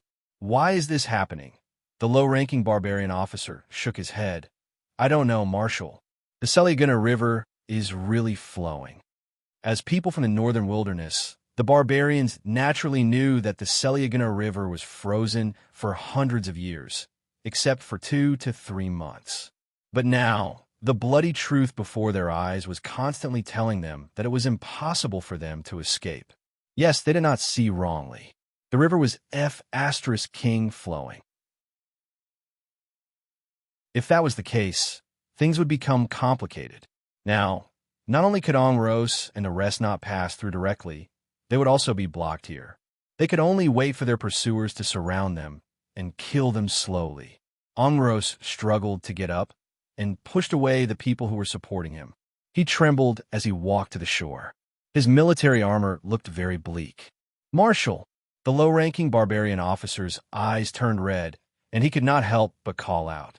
Ongros waved his hand and turned around. The wrinkles on his cheeks moved slightly as he looked at the hundreds of barbarians around him and said calmly, "The ones chasing us are Z and Zichen's Ninth Corps. There are more than 20,000 of them, and they are equipped with light and heavy weapons similar to Mjolnir. I suggest that we do not act rashly when we know their location. Once we have gathered 100,000 men, we will surround them and kill them at all costs. If they escape, the rear must hold them back. Once we have gathered another 50,000 men, we will surround them and kill them. This tactic will continue until we see Z's corpse." Do you remember?" "No. No problem. I will say it again." He repeated the same words. Seeing the barbarians nodding their heads in confusion, Ongros took a deep breath and said again, "Good. This is my last order. Now, jump into the river immediately. Whether you swim to the other side or follow the current to the shore, you must survive. At least one of you must survive. Then pass on the words I asked you to remember to the great wilderness imperial city." Pause for a while. He waved his hand and said, "That's it. Now let's go." What about you, Marshal?" Although he was shocked by Anglo's words, the low-ranking officer was still sensitive enough to understand the hidden meaning in Anglo's words. "Me? Haha, I am old." Ongros shook his head and said in self-mockery, "If I jump into the river, I will definitely die. Besides, after so many years of working together, I think Z won't be stingy with me for the last time. It is a good treatment." "No." The low-ranking officer was shocked when he heard this. He stepped forward excitedly and said, "We are willing to fight the marshal for the last time." All the barbarians raised their iron sticks and roared with ferocious expressions. "We are willing to fight the marshal for the last time." In an instant, an iron-blooded murderous aura filled the air. Everyone knew that anyone who stayed would definitely die in the current situation. If they jumped into the river, the barbarians were not made of iron. Moreover, they were ordinary barbarians who did not have any special power like fighting energy.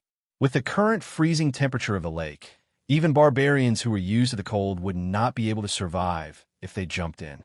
However, just as Ongros said, there are more than 100 barbarians here.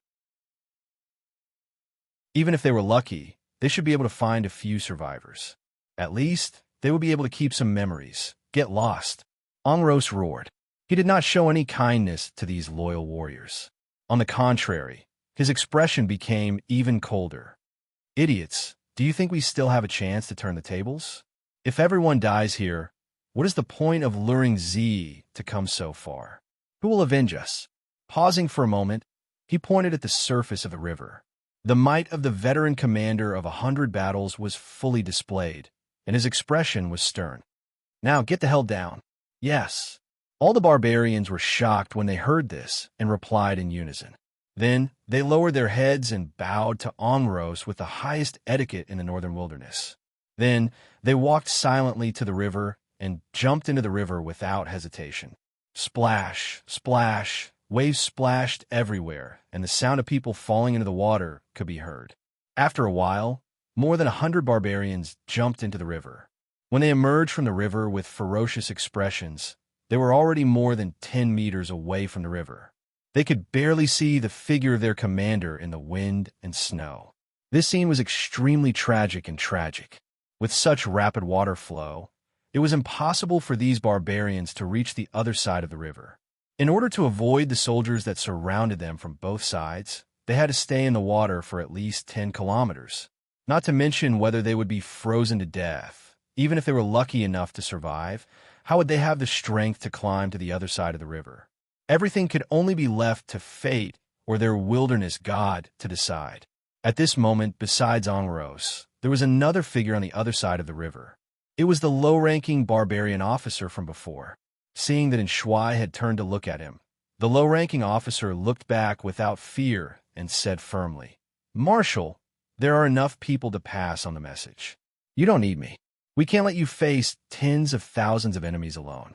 So, please allow me to accompany you on this last journey."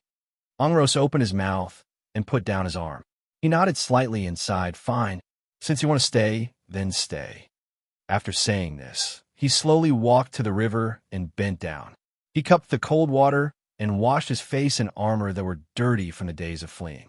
The commander also had his pride. Even if he knew that he would die, he wouldn't allow himself to face the biggest enemy of his life in such a miserable state. Seeing this, the low-ranking officer quickly went forward to support him. Angros' self-mockery was reasonable. If he slipped and fell into the cold lake, then his old life would be over. At this moment, the low-ranking officer was stunned for a moment before turning pale with fright. His eyes stared straight ahead at a certain spot on the surface of the water as he stammered, "Marshal, look." This barbarian was brave enough to stay and face death. Naturally, you wouldn't be a coward.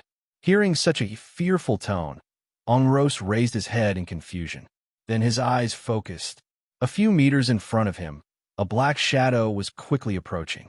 Suddenly, splash, the water splashed everywhere. A head with messy water plants on top of it suddenly popped out. "F***, I'm suffocating. Ugh." The scene instantly fell into silence. Even the sound of flowing water seemed to be muffled. The mysterious man who suddenly popped out of the water, and Angros and the low-ranking officer on the shore. The two sides were less than a meter apart and looked at each other in dismay. Then, brand bastard. In a violent roar, the low-ranking officer confirmed that the guy in front of him was from the brand. Without thinking, he waved his iron rod and smashed it toward the man's head. F***. The man who just popped out of the water was extremely depressed. It was not easy to come out of the water to take a breath, but he was going to be hit in the head. Who the F*** did he offend? He shrank his head and instantly disappeared from the water. Splash. The iron rod directly smashed into the river, causing a big splash. His vision was blocked. Before the low-ranking barbarian officer could see clearly whether he hit the target or not, the iron rod under the water was suddenly pulled by a strong force. "You F***, come down." Caught off guard, the low-ranking officer's body leaned forward. Splash. He instantly fell into the ice-cold river water. From a moment the two sides were stunned to the moment the barbarian fell into the water, everything happened in an instant. When Ongros came back to his senses, the officer's figure had completely disappeared from the surface of the river. He hurriedly retreated. At this time, splash! A figure jumped out of the water with a flash of a blade. "You're also a F***king bastard." Puff! Ongros was the highest commander of the barbarians. Of course, he had the strength. But after all, he was old and weak. In addition, he had been on the run for more than 10 days. So, his reaction was naturally slower. Before he could make a move, he felt a pain in his chest. Thump! Thump! Ongros took a few steps back and fell to the ground. His face was ashen. He subconsciously covered the hole in his left chest with his palm. His face was full of confusion. "I am dead. I actually died, so inexplicably. I haven't officially met Z. I haven't mocked him to his face for being the god of war of the Bran. I haven't righteously told him that the Bran will eventually be occupied by the Northern Wilderness because I brought a large number of Northern Wilderness officers who are good at war. I haven't shone too brightly and completely overshadowed the future of the Bran officers. I haven't." He was filled with unwillingness and disbelief.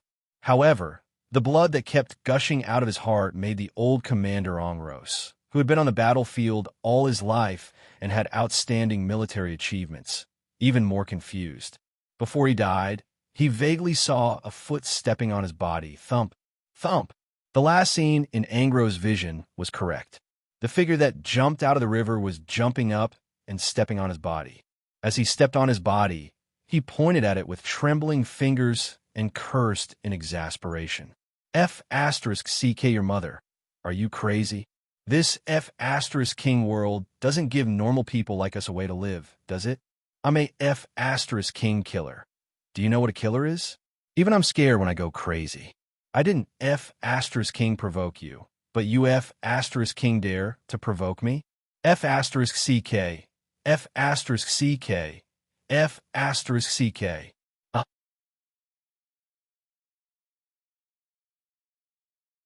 Chapter 577. Sometimes there was no reason to speak of in this world. Drifting alone in the river for thousands of miles, holding it in for a long time, and finally coming out of the water for a breath of fresh air, only to be smashed by an iron rod at his head. Wasn't that depressing? From another point of view, as the supreme commander of the army of the Northern Wilderness tribes, Anglo's status was extremely high.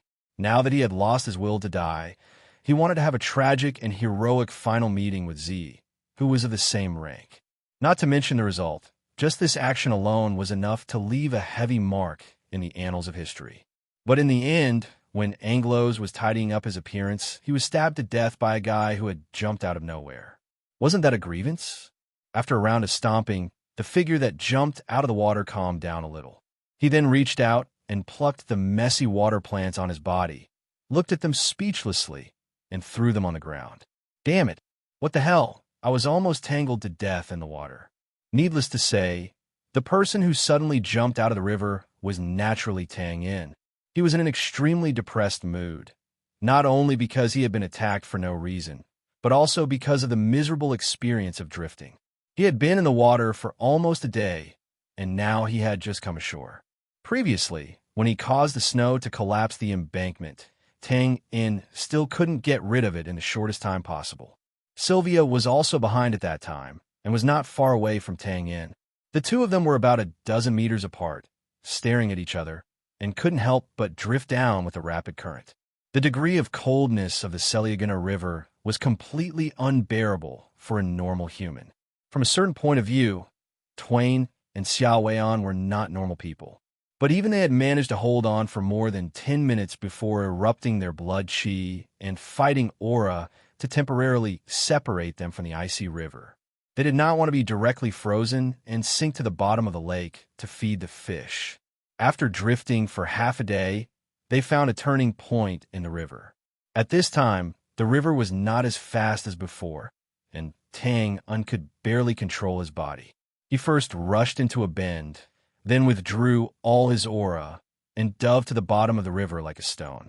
It was true that Sylvia had light-tracking magic, and it was very convenient for her to use it, but she couldn't use it all the time. Tang Yin's gamble paid off. Sylvia, who was at the back, saw Tang In rushing into the bend. She quickly controlled her body and chased after him. She did not expect that Tang In would be so bold as to hide right below her. Coupled with the fact that the river water was icy cold, her senses were a little numb, and Tang In had restrained all of his aura. Sylvia did not feel anything wrong and directly rushed over. Tang In looked at the two slender legs, moving further and further away. How could he dare to be careless? He walked against the current with difficulty from the bottom of the river and turned into another river channel. Of course, this was just a small trick. After a few minutes, when Sylvia could no longer see Tang In, she would naturally sense the light tracking spell. Therefore, Tang In, who had no other choice, could only continue to stay in the water and drift until he reached this place, Russell. Just after staying on the shore for a while, Tang In's body could not help but start to tremble. He even felt that it was colder than the river. However, Tang In knew that this was only temporary. He had stayed in the water for too long and had gradually gotten used to the temperature. Now that he was in a different environment, it was natural that he would not be able to adapt for a while. Of course, Tang In would not choose to jump into the water again. He looked around and began to take off the clothes and armor on Anglo's body. Tang In's actions did not have any intention of humiliating him. Now, there was only this corpse on the shore, and the rest was a field of white snow. He had no other choice. He could only sigh at the fact that this old martial Anglos, who had dominated the battlefield for his entire life, was inexplicably killed, and now his corpse was exposed to the snow. What's more, Tang In was actually a little dissatisfied. Damn, where's the food? You were so arrogant before, but it turns out that you're just a pauper. I really despise you. Anglo's status was obvious, so the clothes and armor he wore were naturally of the highest quality. However, it was also because of this that he naturally would not carry food with him. However, Tang In was unaware of this. After taking off his clothes, he rummaged around but did not find any food. He did not even find any pieces of dried meat on the barbarians. Naturally, he was very dissatisfied. In this kind of weather, it was basically impossible to start a fire. Moreover, whether it was Tang In who just came out of the water or Anglos, it was impossible for them to have any tools to start fire. Therefore, in the end, Tang In did not even take off his wet clothes. He just wrapped himself in Anglo's loose clothes and squatted by the river with his chin propped up. He began to think about what to do next. First of all, before the light tracking spell on him was removed, Tang In could not return a brand. Moreover, although he had now gotten rid of Sylvia, it was only temporary. In other words, if he could not get rid of Sylvia, then no matter where he hid, it would be useless. After thinking about it, Tang In was shocked to find that he still had to escape, and he could only escape within the northern wilderness. Tang In held his forehead and slightly hissed. He stood up and gave a big middle finger to the gloomy sky. Fine, fine, fine, you win. I'll accept my fate. HM. After patting the snowflakes on his shoulder, just as he was about to turn around and continue to escape, Tang In's ears suddenly twitched. He suddenly turned his head. The brutal blizzard was still falling. In this kind of environment, Tang In's range of perception was undoubtedly reduced. When he turned his head, he was immediately dumbfounded. In the fluttering snowflakes, a vague human wall made up of countless black shadows was advancing towards him at a moderate pace. Although it had not yet reached him, an irresistible aura of iron and blood had already pressed down on him from a distance. He opened his mouth and turned his head to the right, the black human wall. When he turned his head to the left, the human wall became clearer. Damn it! Tang In quivered and instantly came back to his senses. His expression suddenly collapsed. What's going on, this? Aren't they forcing me to jump into the river again? Although he could not see clearly, the neat formation surrounding him was undoubtedly soldiers. And this was the northern wilderness. Tang In naturally subconsciously thought that they were barbarians. Not to mention that he had just come out of the water and the disguise on his face had been washed off. It was obvious that he was one of Bran's people.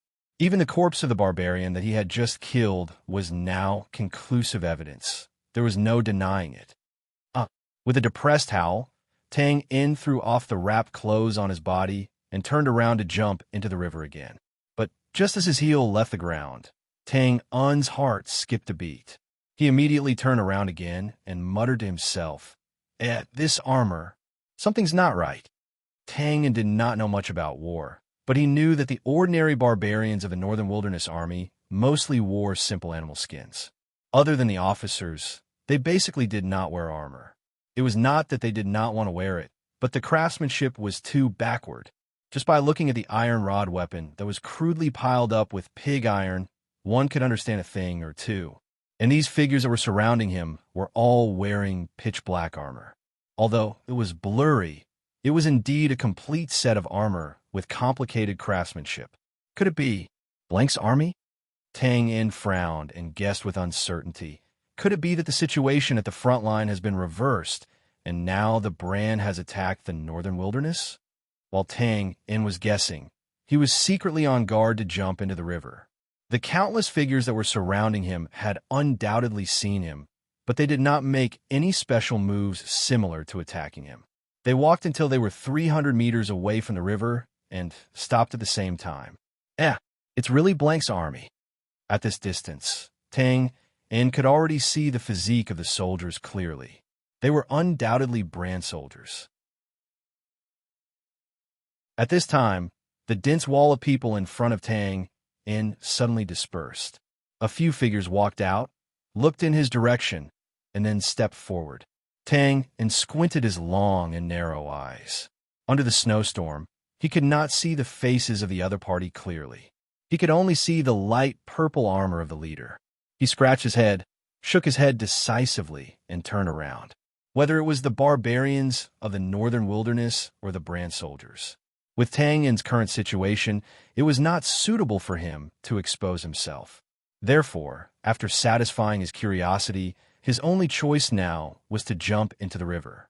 Looking at the surging river in front of him, Tang In could not help but sigh. It said that a person can't step into the same river twice, because the water is no longer the original water.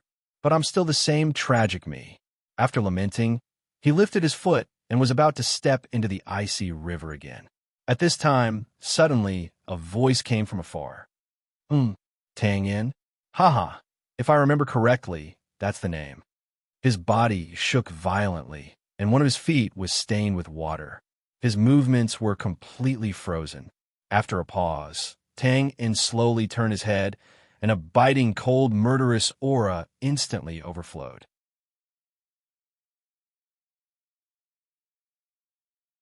Chapter 578.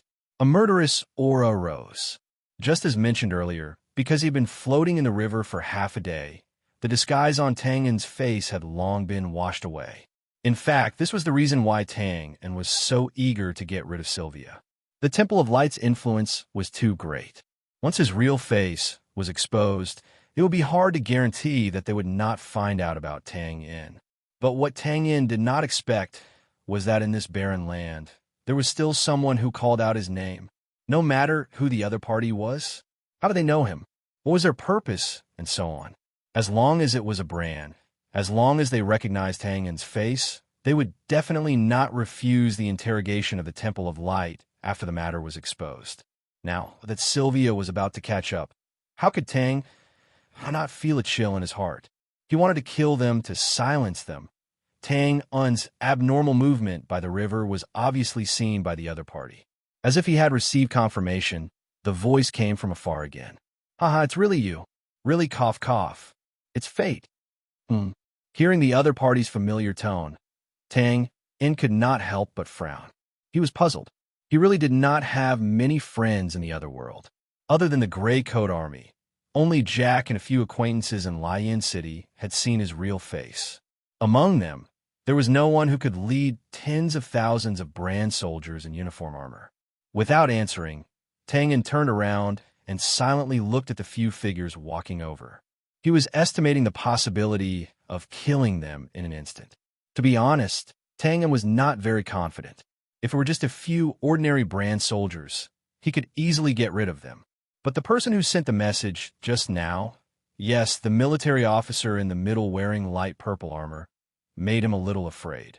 At this time, the brutal blizzard was still raging, but the two sentences of the other party just now directly passed through the wind and snow, as if they were spoken by his ear. Even the tone of the voice did not change at all. Not to mention other things, just this control of lifting something heavy as if it were light was not something an ordinary person could do. Soon, the other party stepped into the range of a few dozen steps. Tang restrained his killing intent and quickly swept his gaze across the group. There were a total of 5 people. 4 young soldiers with indifferent expressions walked on both sides, protecting the officer in light purple armor in the middle.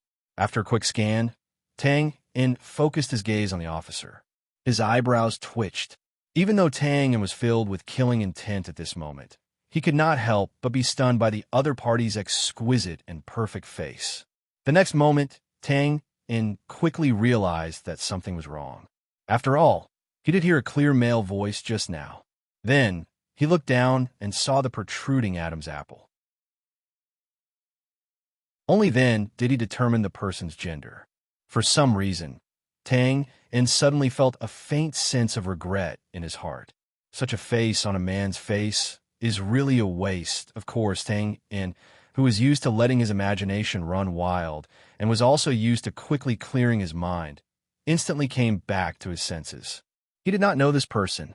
At this moment, more than a dozen steps away, the 4 indifferent soldiers suddenly took a step forward in unison and blocked in front of the officer in light purple armor.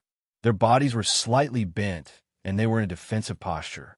Seeing this, Tang could not help but raise his eyebrows slightly. He looked at the soldiers again and nodded thoughtfully. As an assassin, Tang's eyesight was needless to say. If a passerby walked in front of him and said 3 generations of ancestors, it would be nonsense. However, regarding the other party's age, status, emotions, occupation, and even what actions he would take next, he could more or less tell. This was not an exaggeration. This was professional knowledge that would help him assassinate, disguise, and so on. Now, looking at these 4 soldiers, Tang seemed to see beasts without any complex emotional fluctuations. They only knew how to survive, fight, and other instincts. The senses of beasts were always more sensitive than humans. Therefore, after these soldiers faintly felt danger from Tang, they immediately took a defensive posture. Of course, being able to feel danger did not mean that they could resist it. If Tang suddenly attacked now, these soldiers would not be able to stop him. In fact, Tang was preparing to do so. This is Ongros. After being blocked, the officer in light purple armor looked relaxed. However, this kind of relaxation disappeared when he saw the half-naked body not far away in his underwear. He blinked in disbelief, shock, absurdity, and other emotions mixed together. Finally, he looked at Tang with a complicated expression and said in a slightly dry tone, "You killed him?" Tang looked at Angro's clothes at his feet, and the corners of his mouth twitched. This is conclusive evidence. He spread his hands. Isn't it obvious enough? Do you know me? After saying this, his expression was calm, but the dagger had quietly slipped into his sleeve. Oh, it's my fault. Cough, cough. The purple-armored officer covered his mouth and coughed a few times. Then, he held his forehead and said with a smile, "We met once. In Shanghai City, you won a game of chess against me." Game of chess? Shanghai City? Tang's memory had always been good. After being stunned for a moment, he quickly reacted. He remembered that last year in Shanghai City, in order to get back the tide cultivation method, under the leadership of Jack, he had used the system to cheat and won a game of chess. However, at that time, the other party's face was covered in a purple robe, so he did not see his full appearance. He only faintly felt a kind of aura that looked down on the world. At this time, the officer was still speaking. "Let me introduce myself. I am Z." A cold silence. Tang stared blankly at the purple-armored officer. He swallowed hard and did not come back to his senses for a long time. He had to admit that Tang was completely absent-minded at this moment. For an assassin, this was an absolutely fatal mistake. However, The current situation was indeed so. Even at this moment, the dagger in Tang En's right hand almost slipped from his extreme shock. Tang En was not from Bran, or rather, he was not from this world. However, ever since he came here, the invincible military god that was praised by all the Bran soldiers and civilians, had appeared in his ears countless times. After coming to the front lines, the frequency was even higher. However, those were only rumors. Tang En had never thought that one day he would actually be associated with this legendary name and even greet him face to face. Let me introduce myself. I am Z, cough cough. These coughs were not Z trying to wake Tang En up. Instead, he was really coughing. Moreover, it was very intense. Even his pale face had some redness. Well, in Tang En's eyes, the current Z was undoubtedly more like a woman, a sickly beauty like Lin Daiyu. The gap was too big. After coming back to his senses, Tang En's first thought was not shock. It was just that he could not associate this sickly man in front of him with the 8-foot-tall and 8-foot waistline in his imagination. After the coughing stopped, Z took a breath and waved his hand in an inviting gesture. Sorry, I'm not in good health. I can't go out with the wind. Well, how about coming with me to the tent to talk? It will only take about 10 minutes. Such a sincere invitation was not appropriate to refuse, not to mention that it was Z who invited him. Tang En nodded subconsciously at first, then took a deep breath. He thought that Sylvia would not come here now, and he still had to solve the problem of his identity with Z. Therefore, he followed Z, who turned around and walked forward. After a few steps, Z waved to the guard and said, "Build a pontoon bridge quickly." Then he stopped and looked back at the half-naked Angoros. His expression was still a little complicated.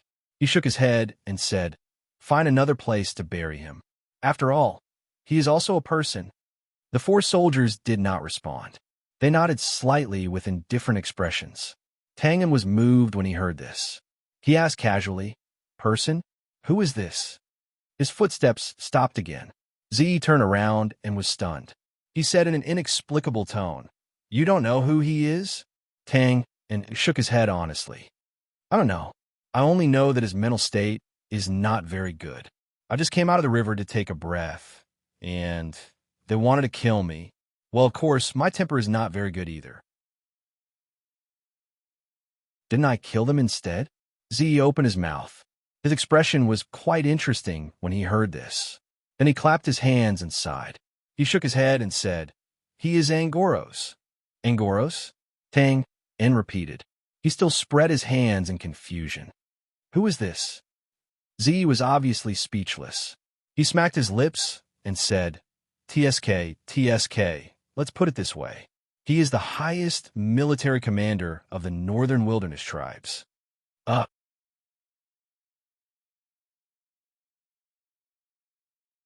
Chapter 579. The thawed Seliagana River not only blocked Anglo's escape route, but it also seemed to block Z's path. However, Z had tens of thousands of people with him, so he naturally had a way to deal with it. After Z and Tang entered the temporary tent, thousands of cold soldiers walked out and cut down the trees around the mountains, trimmed the branches, transported them to the river, and tied them in a row. Everything was done in an orderly manner, and soon the prototype of a pontoon bridge was built. At this moment, in the warm tent, Z smiled and waved his hand. "Please sit." Thank you." He was stunned for a moment before he thanked him. Ever since he learned of Anglo's true identity, Tang En had been in a daze. That old man was actually the highest commander of the Northern Wilderness tribes? Damn, this was *T. Previously, he had killed more than 10 important people from the Temple of Light with one shot, and now he was forced to flee to the Northern Wilderness. Now, he had unintentionally killed the highest commander of the Northern Wilderness. Once this was exposed, where would he find a place to hide? The water was bland, but the steam was hot. He handed over the teacup. "Please." "Thank you." After thanking him again, Tang En, who had completely recovered, took the teacup and sat down. Tang En and Z were just fated to play a game of chess. They couldn't even be considered chess friends. Now that the other party was so polite, it undoubtedly made him feel flattered and slightly suspicious. Hee hee, you're welcome. Probably seeing through Tangen's thoughts, Z shrugged and said casually, "Actually, we didn't just meet once in Shanghai City. Last year when the Empire was negotiating with the Grey Coat Army, we also met. However, we were quite far away at that time, and I had something to do, so I left first. I still remember that you were training. In Gray Space? That's the name, right? Sorry, I investigated you a month ago." Hearing this, Tang In frowned slightly, and then roughly remembered that there was indeed such a thing. A month ago, that was the time when he and Fry had killed Venard. That incident had caused a huge uproar in the city, so it was reasonable for them to be investigated. Under the encirclement of tens of thousands of barbarians, he was still able to lead his troops and escape with ease. Without hiding his admiration, Z clapped his hands and sighed. "I knew you were smart, but to be honest, I was still shocked when I saw the information. Haha, I'm not as smart as you." Rubbing his nose, Tang could not help but feel proud when he heard Z's words of praise. How many people could make Z admit his inferiority on the vast battlefield? Of course, on the surface, he was still modest. Haha, it was purely a fluke. If those barbarians weren't being chased by your soldiers and were in a hurry to escape, we would have definitely died on the mountain.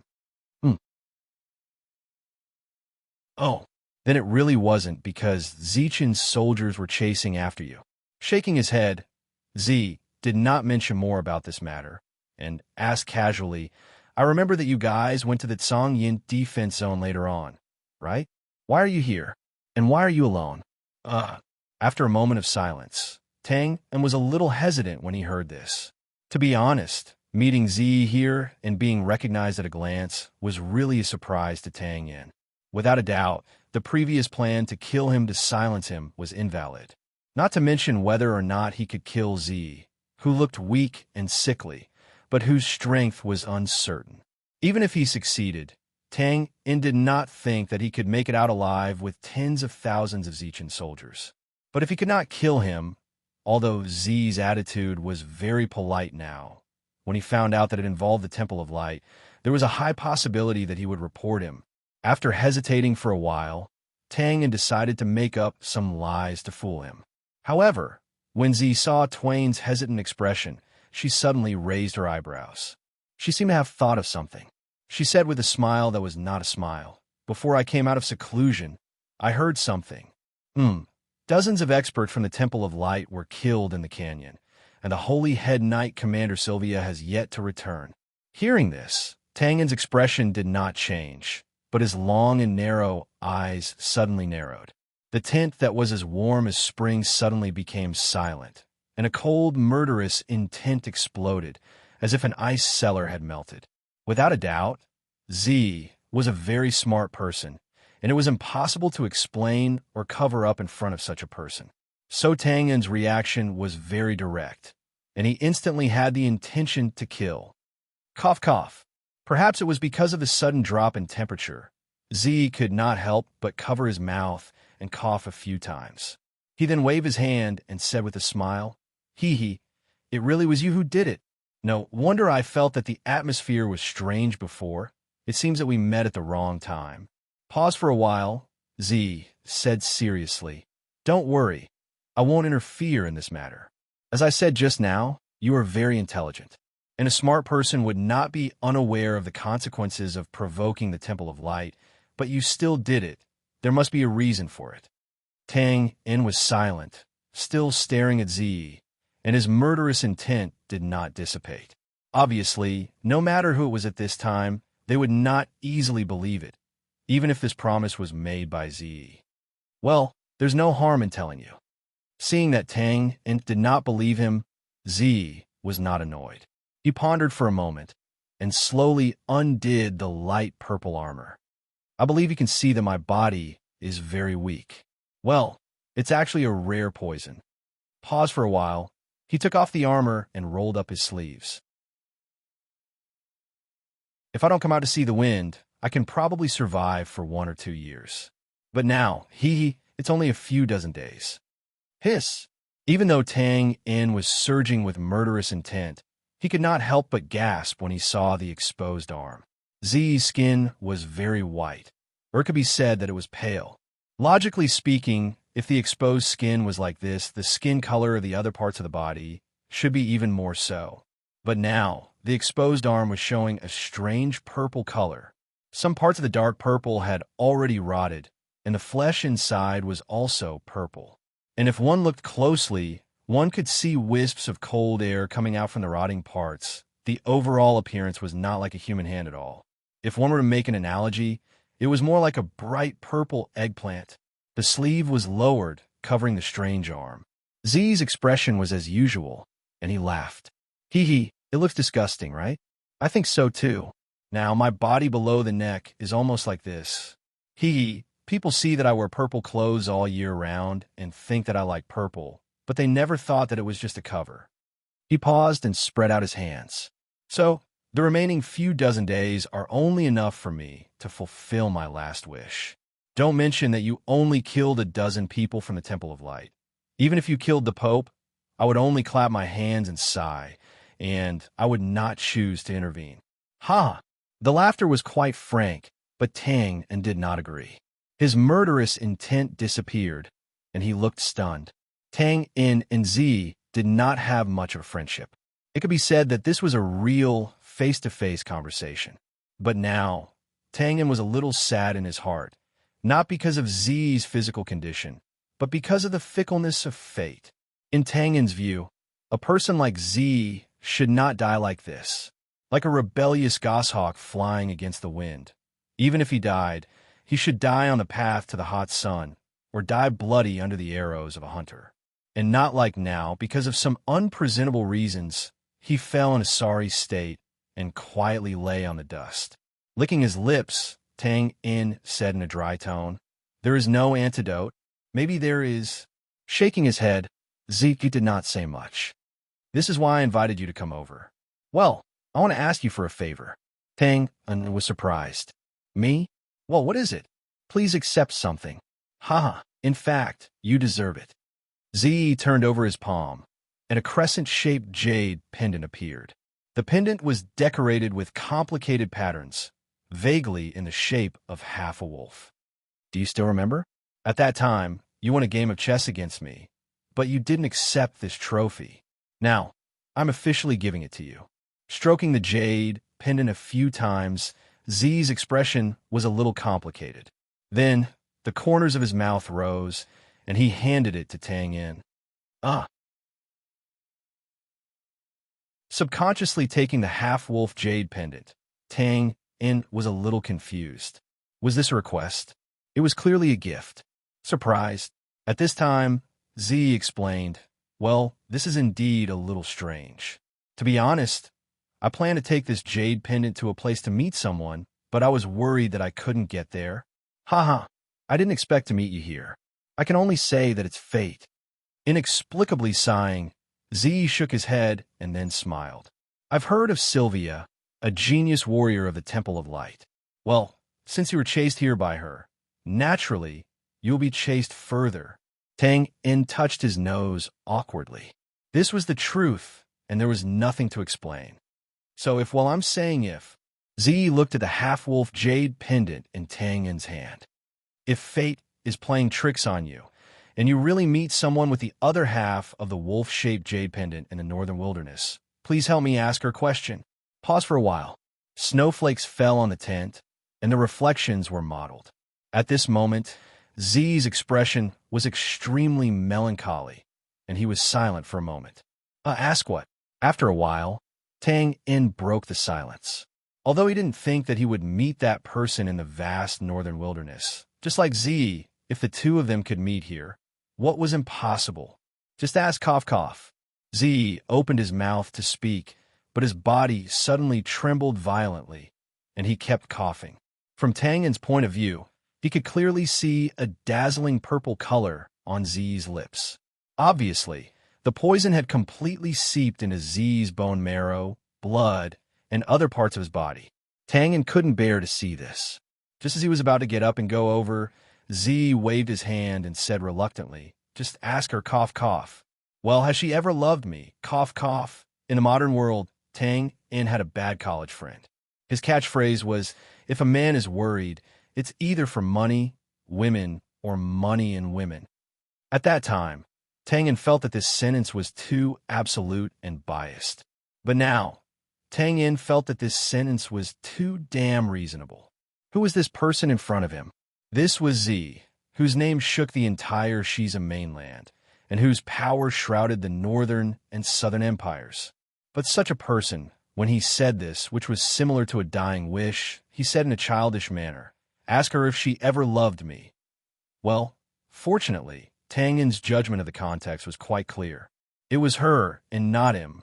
Otherwise, Tang In really suspected that he would spit a mouthful of tea directly on Z's face. After a while, the coughing gradually subsided. At this time, the curtain was lifted, and without any announcement, a soldier as cold as ice walked in. Without looking sideways, he leaned close to Z's ear and whispered a few words.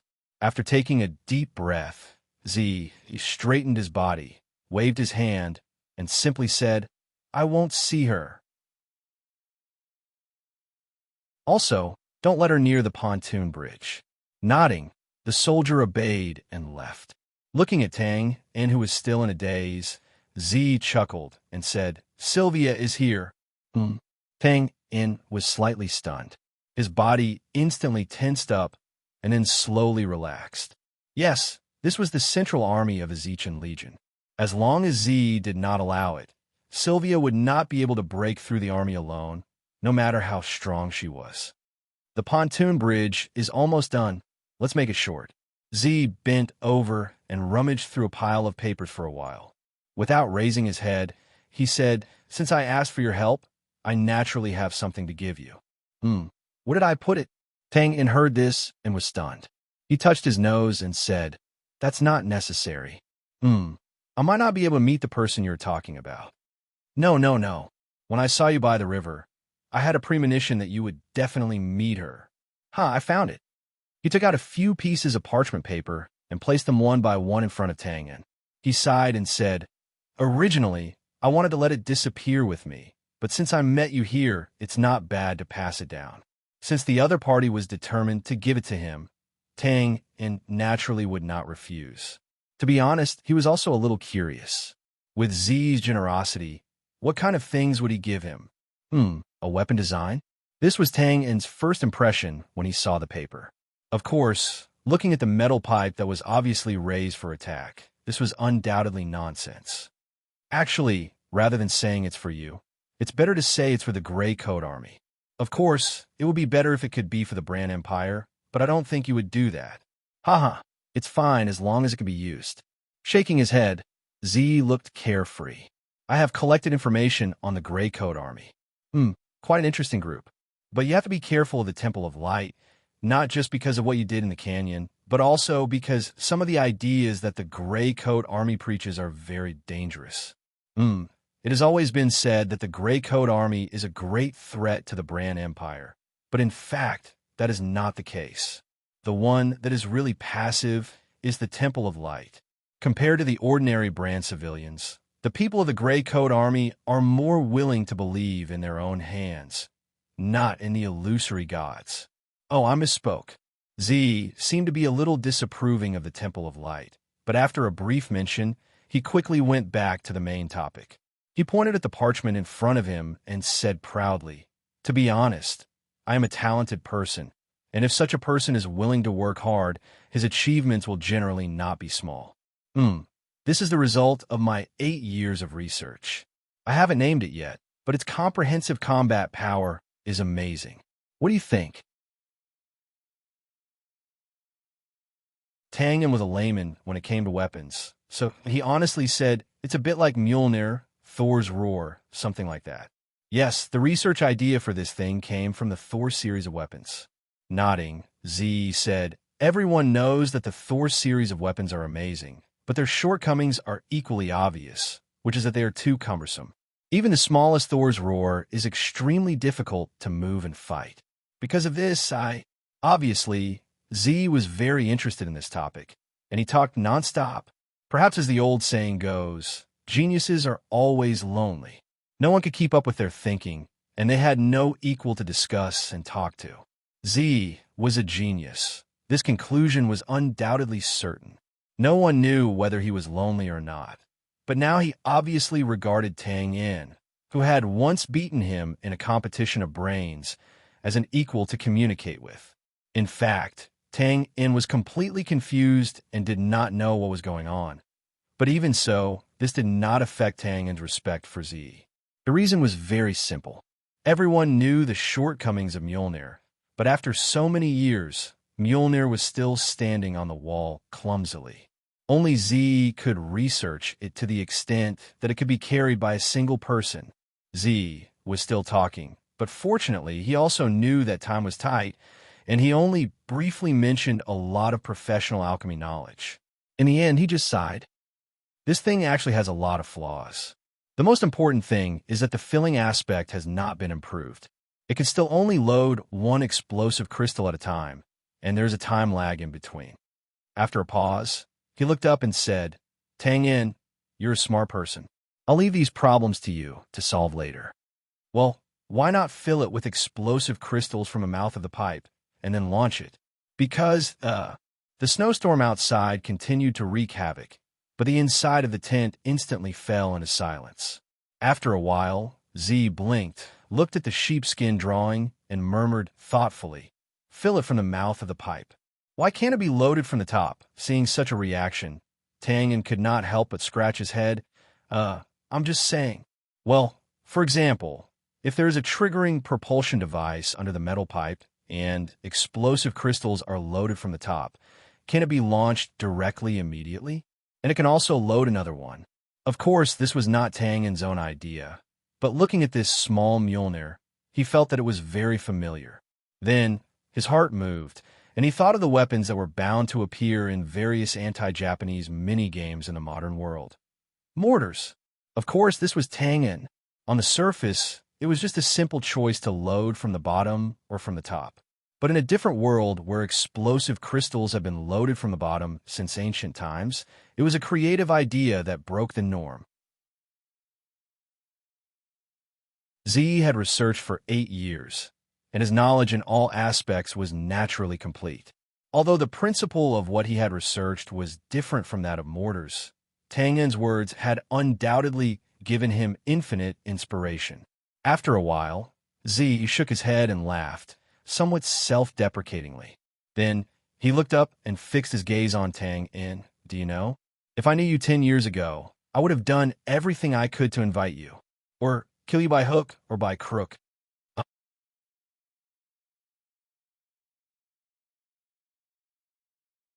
Chapter 580. Boom, boom, boom, water splashed everywhere, and the waves hit the shore. Rolling logs flowed down the river, and the pontoon bridge that had just been built was immediately destroyed after completing its duty. On the other side of the Seliagana River, a dozen indifferent soldiers quickly put away their small, heavy weapons. The leader nodded at Tang Yin, who was standing to the side, and then turned to leave. It was an unexpected encounter, and, after a short conversation, it was naturally time to leave. Tang Yin narrowed his eyes as he looked at the Zichen army that was advancing silently in the wind and snow. He could not help but feel a little pity. He felt pity for Z, who was a genius, and also felt pity for this army that he had never heard of before but had absolutely terrifying combat power. Although Tang Yin did not ask in detail during the conversation to avoid arousing suspicion, he could see that Z's goal this time was not simple. Moreover, Tang Yin had a vague feeling that perhaps this terrifying army would disappear with Z. At this time, splash. There was a clear sound of someone falling into the water from the other side of the river. He turned around and took a look. There was no doubt that it was Sylvia who had chosen to jump into the river because she could not cross it. He shook his head to get rid of these ominous premonitions and said somewhat self-deprecatingly, "Don't worry about it. He has tens of thousands of iron-blooded soldiers. Tang Yin, oh Tang Yin, you should worry about yourself." He laughed bitterly, reached out to take out the parchments, tore them into pieces, and threw them into the surging river. It was the result of Z's 8 years of research. The value of this thing was immeasurable, and it could even directly change the current situation of the war. Tang naturally did not dare to carry such an important thing with him. It was better to scan it into the system and destroy it directly. Clapping his hands, Tang chose a different direction from Zichen's army and left. Zi was very familiar with the northern wilderness and had briefly introduced the northern wilderness to Tang before they parted. It could be said that after crossing the Selyagina River, the land in front of them was the real hinterland of the northern wilderness. The northern wilderness was not like the Bran. There were very few buildings here. There were two main reasons for this. First, the northern wilderness was indeed poor. Compared to building a city, they were more willing to use their resources on the tribal warriors. In addition, the climate here was extremely harsh.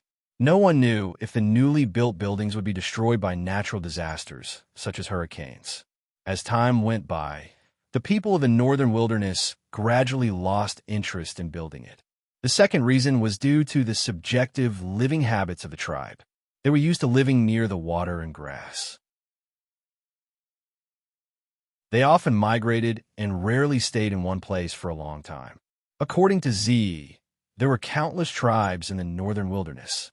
Because of the competition for food and gathering places, they were not as united as imagined. Here, they believed in the law of the jungle and the survival of the fittest. It was not a big deal for two neighboring tribes to fight each other all year round. Of course, if they encountered outsiders, not only the Bran, but also other tribes that came to snatch their territory, they would quickly unite against them. It could be said that Tang had entered the den of tigers and wolves this time. However, after learning about the situation in the northern wilderness from Z, Tang naturally would not go to the densely populated areas of the tribe.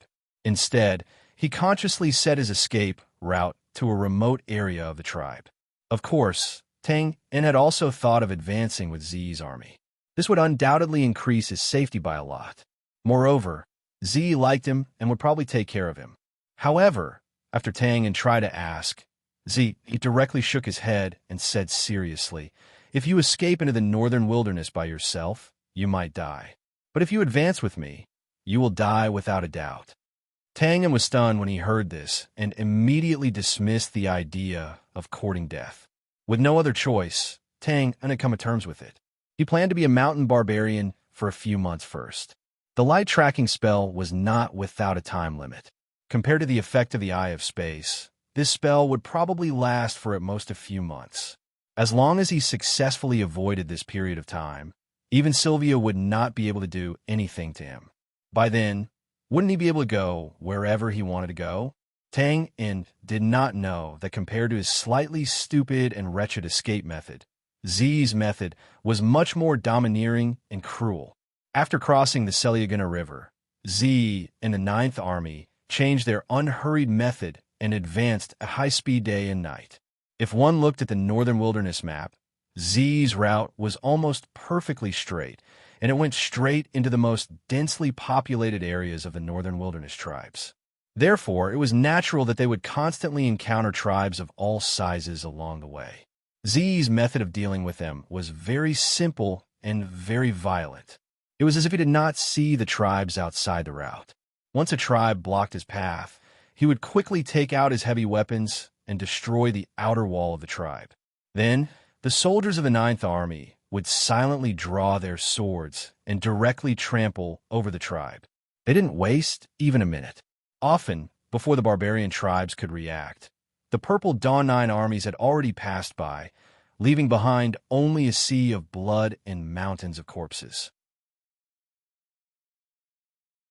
Other than the unlucky tribes that blocked his path, Zichen's Ninth Army would also attack 4 times a day. Basically, it was once every 6 hours. The reason for this was very simple. They needed food to support their next battle. No one knew what Z's plan was, but what he was doing now was undoubtedly a taboo for a lone army to penetrate deep into the enemy territory. There is no need to elaborate on the dangers of penetrating deep into enemy territory alone. One only needed to know that the Ninth Army supplies would definitely not be enough to support them, and that the brand's logistics would not be able to reach here. It was also because of this that the Ninth Army's attacks seemed to be very regular. The barbarians of the northern wilderness would never have dreamed that one day a Blank's army would return to their old ways of killing and pillaging in their territory. Immovable as a mountain, more than 10 years ago, Z had entered the grand border city.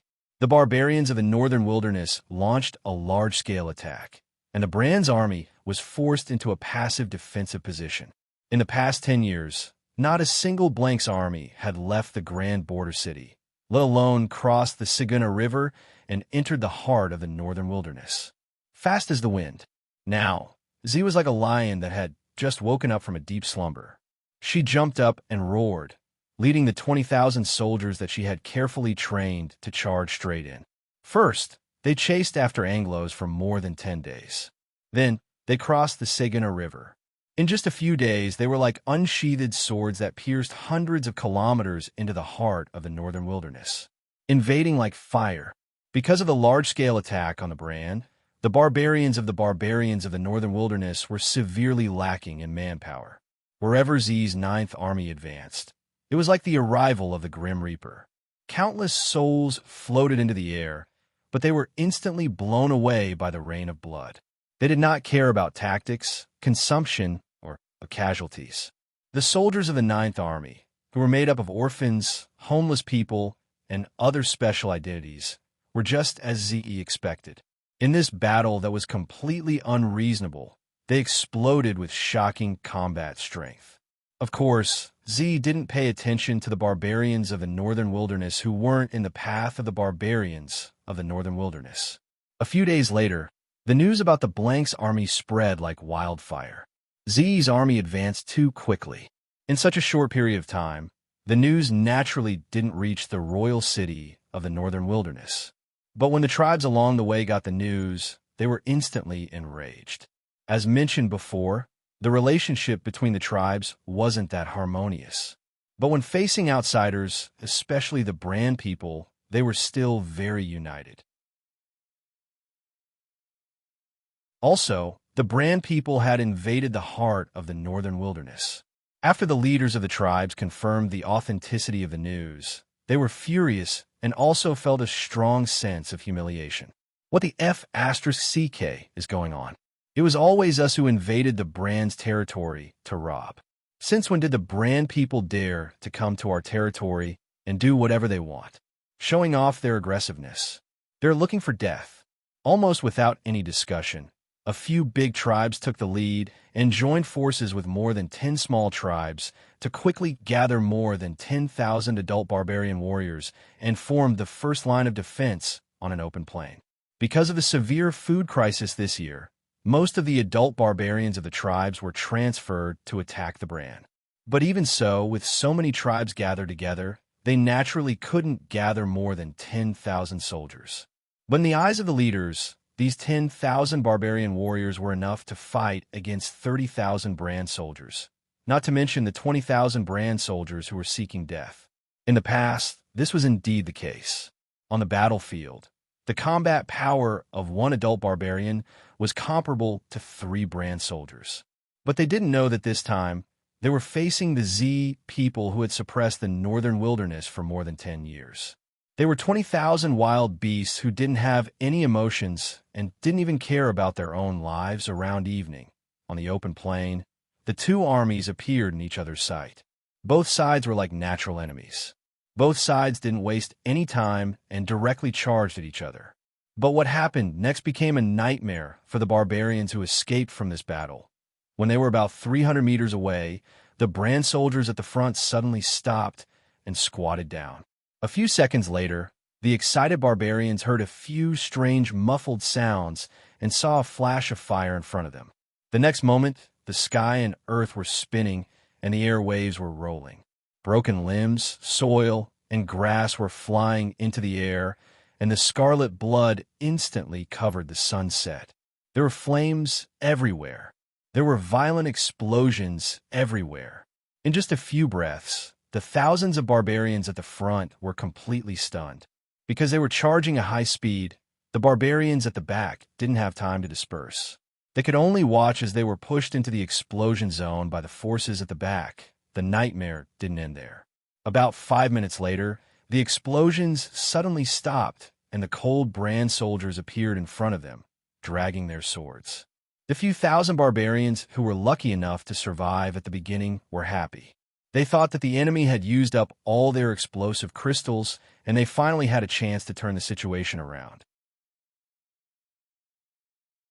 But as soon as they started to fight, the brand soldiers who were lifeless just a moment ago suddenly had a twisted expression. They were like the bloodthirsty lions of the war lions tribe who had gone berserk. They swung their swords and charged at the barbarians like madmen. The tragic scene instantly began. Their expressions were ferocious and crazy, and their eyes were cold and silent. The two contradictory temperaments mixed together, and they became the demons of the barbarian's nightmare. In terms of strength and combat experience, the soldiers of the 9 armies didn't lack any of these. They could even be said to be very good. But this wasn't what shocked or frightened the barbarians. What frightened them was that the brand soldiers in front of them didn't seem to be human. The barbarians of the northern wilderness said that the brand soldiers weren't human. This was undoubtedly a ridiculous thing. But when the barbarians saw the soldiers in black armor cutting off the heads of their companions, they didn't even blink. They even stuck out their tongues and licked the blood. A small group of barbarians gathered together. One of the barbarians in black armor didn't seem to notice the obvious difference in numbers.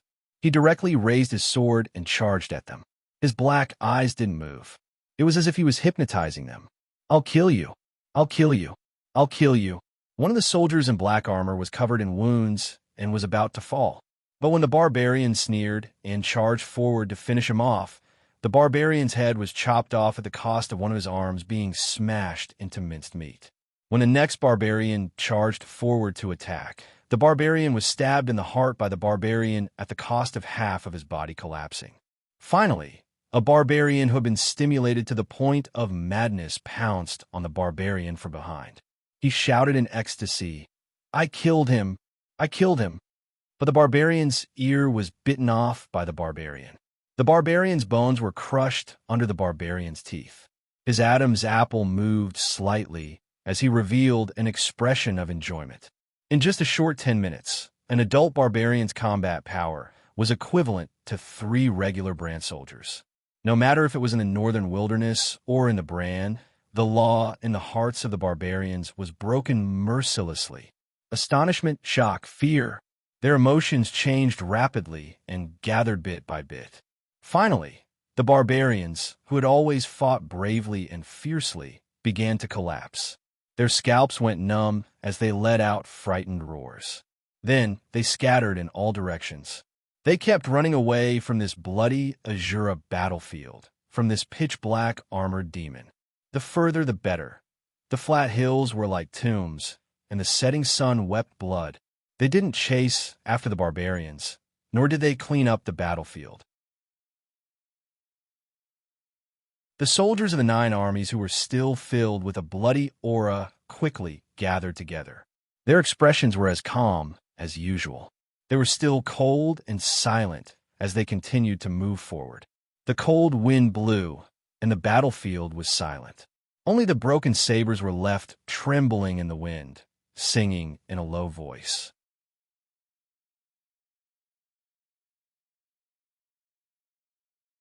Chapter 581. At noon, smoke slowly rose in spirals. Tang was in a pretty good mood. Although he did not know what kind of bloodshed he had caused during the few days they were apart, Tang was still in a good mood. However, what Tang was doing now was similar to what Z was doing. Z had raised his butcher's knife in front of the gates of the tribes and had forcefully seized the food he needed. Tang had also persevered in moving among the tribes. He had raised his dagger and would either secretly kill a sheep or steal a piece of cured meat. Then he would quickly retreat. The aroma of meat gradually drifted out. Drops of grease fell on the bonfire and sizzled. Tang swallowed his saliva. He quickly got up and stepped on the fire. Then he carried the fragrant lamb leg and left the place.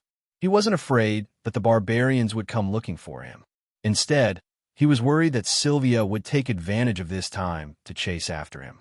Now, Tang Yin would definitely not share his food with Xiao Weian. He finally understood that this woman was not a particular person. She was not soft-hearted when taking food, but after eating, she would still continue to chase after him. The so-called ingrate was exactly this kind of person. In fact, Tang Yin had been living peacefully for the past few days. He had seen Sylvia's figure. However, Zi had intervened and forced Sylvia to jump into the river to chase after him. Therefore, there was still some distance between them. They hadn't fought face to face. Of course, these good days wouldn't last long. Tang Yin could feel that Sylvia was approaching him. He was afraid that he would have to fight with her again. Tang Yin ran as fast as he could while thinking of this. Then he took a big bite of the fishy mutton. Let's fight. Let's find a remote place and fight to our heart's content. The taste is not bad. Tang Yin had already planned their escape route. As long as there were no accidents, the place where they would fight would only be deep in the mountains, in the boundless sea of trees, and in other places where there were few people. This would minimize the impact. It was unlikely that they would attract the attention of the barbarian tribes. Mother Asterisker. He's running away. Not only do I have to run, but I also have to calculate the route for the safety of both of them. Do you think it's easy for me to be both a father and a mother? Tang Yin couldn't help but shake his head and curl his lips when he thought about how he had to carefully and nervously make preparations and even be Sylvia's long-term nanny. His mood suddenly became extremely depressed. Of course, Tang Yin knew the reason for such a strange situation. It was simple. Those who were barefooted were not afraid of those who were wearing shoes. Normal people didn't want to die in their prime, and Tang Yin was no exception. In this dangerous northern wilderness, once his identity was exposed, he would be surrounded by countless enemies. At that time, let alone Tang Yin, even Zhuo Fan would have to die here. Therefore, along the way, Tang Yin had been very careful to avoid exposing his whereabouts. But now, the key point was that Sylvia wasn't a normal person. She had been baptized by the light doctrine since she was a child. This made her wholeheartedly want to purify Tang Yin, an evil heretic. She didn't care about the problem of being exposed. It would be best if she didn't expose herself. But if there was an opportunity, even if Tang Yin was in the barbarian's territory, she wouldn't hesitate to attack him in front of everyone. Even if she had to sacrifice herself, she would drag Tang Yin down as a scapegoat. This kind of religious fanatic with a firm belief was completely unreasonable.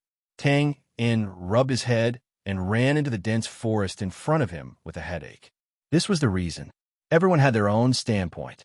The only difference was the degree of firmness of their standpoint. And everyone knew that the standpoint of a religious believer was extremely firm. From Sylvia's point of view, Tang Yin was undoubtedly a heretic who had blasphemed against the light god. Purifying such a heretic was her innate sacred mission. So, naturally, she was extremely persistent and was completely unstoppable by external objects. When he arrived at the dense forest, he had just finished eating the lamb leg. Just as he was about to throw away the lamb leg bone, Tang Yin's body suddenly shook. He immediately turned his head and saw Sylvia's figure behind the mound not far away, holding a long spear in her hand. Both sides looked at each other.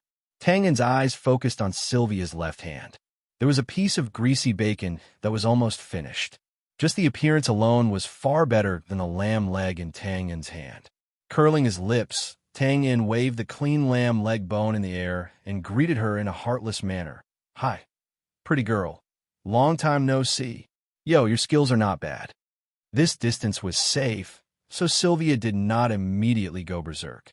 Looking at the greasy bacon in her hand, she shook her head and said, "I didn't make it. TSK, TSK. I have to say that the people of the Temple of Light are honest." Smacking his lips, Tang Yin thought. Then, a flash of lightning suddenly flashed through his mind. His body trembled, and his face suddenly turned ugly. He stared at the golden bacon again. This was made by the barbarians? How did you get it? Glancing at Tang Yin, she simply said, "I snatched it." Scratching his head, Tangen's expression was somewhat conflicted. Wait, what about before? How did you settle the food? I also snatched it. Tangen's fleeing speed was not slow. Sylvia wanted to close the distance between them. Naturally, she would not waste time on trivial matters like food.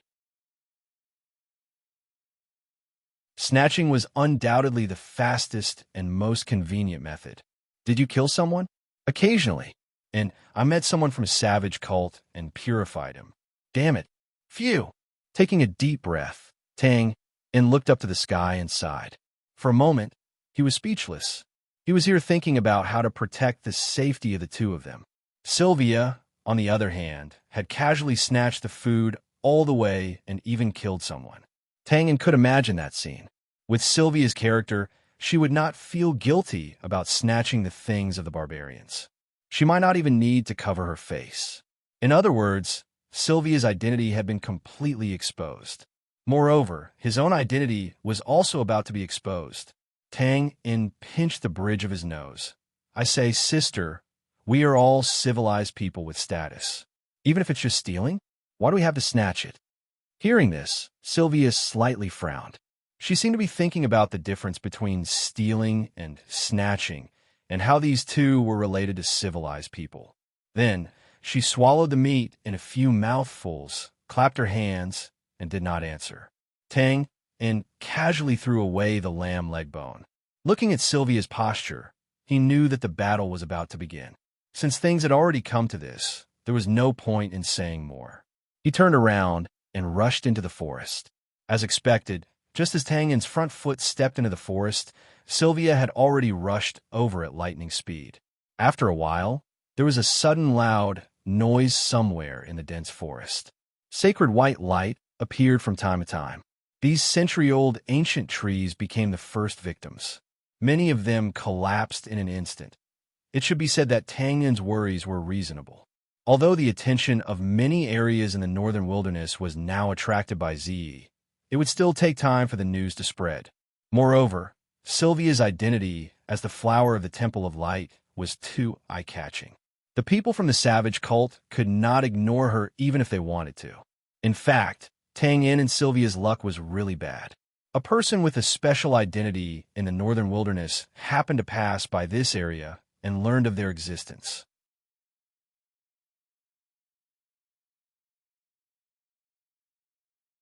Chapter 582. The sky was high, the clouds were light, and the wind was biting cold. Looking up, the entire sky was like a piece of turbid jade with wisps of clouds hidden inside. It was gray and not very pleasant to look at, but compared to the raging snowstorm a few days ago, the weather was undoubtedly much better. Looking down, there were plains, hills, and continuous mountain ranges. It looked grand, but it was also desolate and monotonous. Strictly speaking, there were no real roads in the northern wilderness. Of course, it could also be said that there were roads everywhere. There was no other reason. When there were many people walking, there would naturally be smooth roads. Now, between the low and undulating hills, there was a group of carriages walking along the road that had been paved by the predecessors. Because it had just snowed, the road was a little muddy and potholed, and the speed of the carriages was a little slow. The carriages were all flat, not the kind for people to rest, but piled up with oilcloth-wrapped goods. The surrounding dozen or so barbarians were all walking. The animal skin clothes they wore were neither luxurious nor shabby. They were ordinary and ordinary. From the outside, there was no doubt that this was a small caravan. Yes, just like the brand, the northern wilderness tribes also had caravans coming and going. However, compared to the brand caravan that had a fixed destination and route, the northern wilderness caravan had a much higher degree of freedom. Of course, this was also because the tribes migrated all year round. Therefore, the northern wilderness caravan basically went out for a stroll and sold their goods before returning. There were 3 people walking in front of the caravan, 2 women and 1 man. They all looked very young. At this time, the tall and sturdy young man with the standard barbarian physique looked around and said, "Leader, if we continue forward, we will reach the Hufu tribe. Yes, this tribe has a good gathering place, so they probably won't move away." The leader of the caravan was the woman in the middle wearing a gray fox skin, half of her face covered by a fluffy collar. The people of the northern wilderness were generally tall, and the women were no exception. This young woman was very tall, and her legs were slender. She was a little taller than Sylvia, but compared to the other men and women in the caravan, she was still much shorter. The woman didn't respond to the young man's words. At this moment, she was holding a green plant with red berries in front of her. She was engrossed in looking at it, but she didn't eat it. It was as if she wasn't doing her job. Instead, it was another young woman in red beside her who turned around and smiled. "Brother Andre, you've been to this tribe before?" The youth called Andre wasn't surprised by the captain's attitude and seemed to be used to it. He smiled and said, "Yes, Sheeny, but that was 3 years ago. At that time, I was still in the army and stayed here for a few days." "Oh, so Big Brother Andre was in the army before. Did you go to Bran? I heard that the Bran people are very short, but they have a lot of beautiful clothes." "Bran, haha, that's pretty much it." As they chatted and laughed, the woman named Sheeny seemed to be very interested in the topic of Bran and kept asking questions. Of course, if you looked at her from time to time, you would know that she was more interested in the muscular Andre. What was certain was that these two people were from the northern wilderness, but when they talked, they used extremely standard Bran language. Perhaps from this point, it could be seen that this caravan wasn't so simple. Well, if you looked at it from the captain's perspective, this caravan was a bit abnormal. The destination was close at hand, but she was still observing the berry plants. Her eyes were narrowed, as if she was doing some research. The caravan continued for another 10 minutes, passing through the rolling mountain range in front of them. In front of them, there was a man-made stone wall that stretched for several miles on the left. There was also a tall wooden watchtower, and there were faint shadows moving about. Needless to say, this should be the Hu-Fu tribe that Andre mentioned. At this time, the woman called Captain finally finished her research. With a sigh, she reached out and plucked a few red berries from the green leafy plant. She threw one in her mouth and gave the rest to Andre and Sheeny beside her. "Oh, it's sweet and sour. The taste is not bad." After tasting a few mouthfuls, Sheeny's slender eyebrows suddenly jumped, and her face showed some joy. Andre on the side was much calmer. He smacked his lips and smiled without saying anything. In his opinion, this thing naturally wasn't as refreshing as a piece of meat. "Ha, a little foodie. I'll give it all to you." She chuckled, her voice a bit hoarse. The captain simply stuffed the berries in her hand into Sheeny's hand and casually threw away the green leafy plant that she had valued so much before. She received it with a cheer. "Thank you, Yes, Captain." As if she had said something wrong, Sheeny hurriedly corrected herself. She stuck out her tongue and said fawningly, "Captain, did you find anything?" She shook her head. How could it be that easy? After a moment of silence, the captain's expression showed some regret. "Although I haven't seen it before, it should only be a normal berry. At most, it can only be a snack. It can't replace food." She paused, shrugged, and said cheerfully, but the decision to come out this time was right. The northern wilderness is so big, and there are tens of thousands of plants that we don't recognize. We can always find a food that is suitable for the soil here and can be sown on a large scale. There wasn't anything strange about these words. At first glance, it was just that this kind of berry wasn't suitable for large-scale planting. But when combined with the actual situation of the northern wilderness tribes, it was a bit of boasting shamelessly. Everyone knew that the soil in the northern wilderness wasn't suitable for growing crops, and the food crisis troubled the barbarians all year round. It was also because of this that the northern wilderness tribes would crazily plunder the Bran border during the autumn harvest every year. But the captain of this small merchant group in front of them, who was clearly a very young woman, actually said that she wanted to find suitable crops on this frozen land. Her tone was indeed not ordinary. However, Sheeny and Andre's expressions turned serious when they heard this. They both nodded firmly, obviously having a lot of confidence in this young captain. Where are we?" Because of the previous focused research, the captain squinted her eyes to look at the surroundings, especially the stone wall on the left in front of them. Andre said again, "Captain, this is the Hu-Fu tribe." "Oh," as if she had heard of this place before, The captain revealed an expression of understanding, and then looked around the tribe. There were mountains on 3 sides, and the terrain was gentle. They didn't have to worry about natural disasters like hurricanes, and transportation was convenient. She nodded. The terrain here is not bad. No wonder the Hufu tribe doesn't move all year round. It's suitable for building a city. Sheenie, remember this place. Okay. Sheenie nodded when she heard this, and took out a thick little book from her bag. As she flipped through it, one could see that there were all kinds of things recorded inside. There were mountains, rivers, topography, and vivid animals and plants. It was like a northern wilderness version of an encyclopedia. After Sheenie added a stroke, the captain nodded and first ordered the people behind to lift the tarp on the carriage and then walk towards a stone wall. Let's go. We'll go in and take a look. Sheenie and Andre looked at each other in dismay, but they didn't move. Sheenie held her forehead, and with an expression of, I knew it would be like this, she called out, Captain. She turned around. Sheenie pointed to the left, where there was obviously an entrance. The entrance is there. There was a small problem, but it wasn't a big problem. There were barbarians guarding the entrance of the Hufu tribe, but it was basically just for show, mainly to prevent attacks from other tribes. They naturally didn't care about this small caravan of a few dozen people. After entering the tribe, this small caravan was quite popular. This was a normal situation. After all, although there were caravans in the northern wilderness, because of the lack of houses, there wouldn't be many of them. This was the rarer something is, the more valuable it is.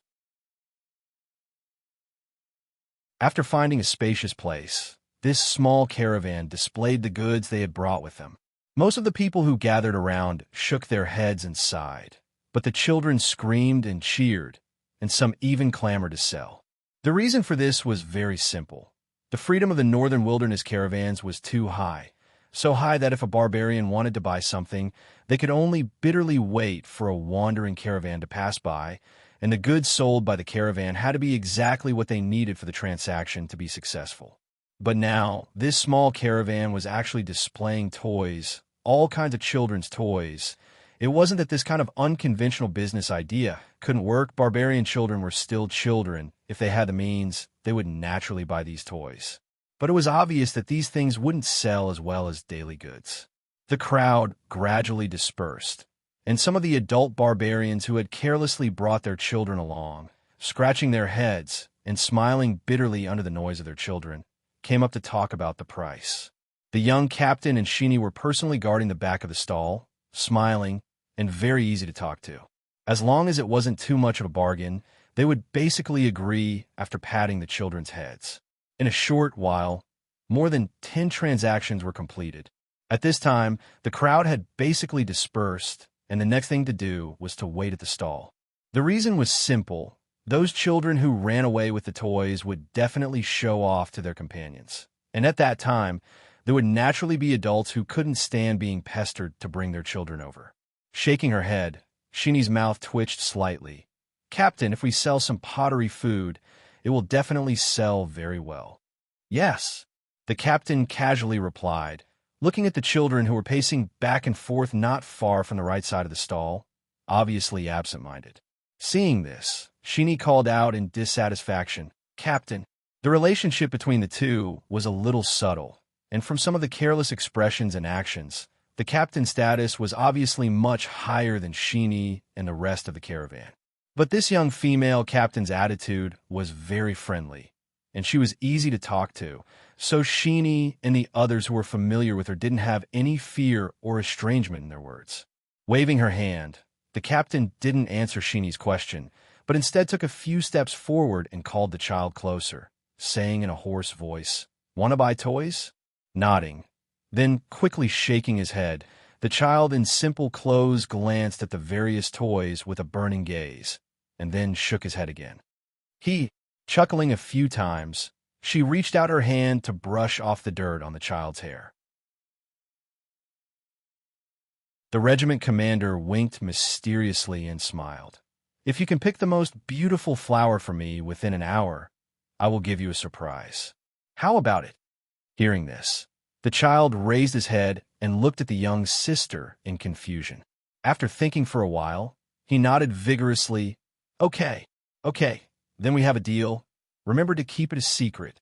Patting the child's shoulder, the captain smiled and walked back into the stall. The child ran towards the north without looking back. As if remembering the previous question, the captain helplessly spread her hands toward Sheeny. You've already asked this question a few times. Yes, only by selling these toys can we go further as a caravan. Also, don't you think that bringing joy to children is a very satisfying thing? I was just bored and wanted to talk. Also, if we continue to send them off like this, I don't think we can go far. Getting another explanation, Sheeny coquettishly hugged the captain's right arm, and then looked at the child's figure disappearing into the corner, and asked in confusion, Captain, since we're going to send them off, why not just give them to him? You don't like flowers. Because we're merchants. Being hugged by a 10-centimeter tall woman like a koala bear, the scene was obviously not harmonious, but the captain didn't struggle and calmly said, since we're merchants, then we naturally have to exchange things of equal value. Those who have money can buy goods directly. Those who don't have money have to pay something to get the goods. Pause for a while, she continued. Fairness, this is the most important thing in a business. The northern wilderness lacks this thing. That's why businesses haven't been able to develop. After so many years, we've already gotten used to robbing, and if we can't get something, we'll kill the people who get it. Now we can rob the brand people, but can we rob our own people in the future? Oh, Sheeny nodded as if she didn't fully understand. Even though she was a bit confused, she had almost blind confidence in the person beside her, so she didn't waste time to think deeper. Not long after, Andre, who disappeared when the merchant group set up the stall, suddenly appeared, looked around, and came over. Hee, Captain, how's business? Not bad. Hey, brother Andre, don't keep us in suspense. Hurry up and tell us what you've heard. Nodding, Andre looked at the calm captain and said, the Hufu tribe is basically the same as a normal tribe, relying on hunting to make a living. But there's an iron mine to the east of the tribe, but they don't know how to mine it, so the profits they can get are very small, and some people even died. Over time, it's almost abandoned. There's an iron mine? Hearing this, the captain raised his eyebrows, thought for a moment, and said directly without waiting for Sheeny to open the book, 100 miles away, the Masa tribe knows how to mine. Yes, the Tiger tribe in the east has simple blacksmithing skills. In an instant, he accurately said all the relevant information, and then connected them one by one, forming a complete self-sufficient chain. Finally, he turned his head and said, Sheeny, did you write it down? Remember to remind me when we go back. Don't worry, Captain. The feather pen wrote down these words and made a done gesture. Nodding, the captain habitually fell into deep thought, from time to time asking questions like, how's the relationship between these tribes? Is the road smooth? And without waiting for Andre and the others to answer, he gave the answer himself. Like a precision calculator computer, as long as there was enough information, it could quickly solve all kinds of problems. 10 minutes later, he rubbed his eyebrows and let out a long breath. His expression relaxed. At this time, the child from before came over with a large bouquet of colorful flowers. The young captain happily took the flowers and let the child choose one of the many toys and left happily. Although they didn't say it, Andre and Sheeny, who knew the captain's ability, looked at each other and nodded, knowing that this plan was a success. After waiting for another half an hour, a few more transactions were made, and the members of the caravan finished their lunch and set off from the north gate of the tribe again. After leaving the tribe, Andre patted his head, as if remembering something, and said again, "Oh, right. Do you remember the tribe we met yesterday? They said a woman from the Temple of Light stole their food." "Yes, I remember." Sheeny nodded. "We thought it was a joke. How could people from the Temple of Light come here? Besides stealing food? Ha! Those people who claim to be holy, but are actually very hypocritical. They wouldn't do such a tasteless thing." Shaking his head, Andre's expression was solemn. "No, it seems to be true. I heard about it when we were looking for information about the Hufu tribe. It was still stealing food, but this time the other party was very fast, and we could only see that it was a woman. Yes, Brand's woman. Frowning, the young captain asked when, this morning. Nodding thoughtfully, he looked at the mountain range in the distance and ordered decisively, stop advancing. Andre, send a few people to scout ahead. Yes. Andre didn't hesitate at all, releasing and withdrawing his aura, and immediately turned around to give the order. As if tearing apart the disguise, the previously harmonious atmosphere of the caravan suddenly became tense, and a few figures quickly left the caravan, flashing a few times before disappearing from everyone's sight. Without a doubt, these people weren't ordinary members of the caravan, but rather powerful experts from the northern wilderness. Shini came back to her senses, blinking, and asked, Captain, you also think that woman is from the Temple of Light? This is too inconceivable. The captain nodded slightly. To be able to freely enter and leave several tribes without being stopped means that the other party's strength is very high. And if this is someone from the northern wilderness, they only need to reveal their identity to receive good treatment.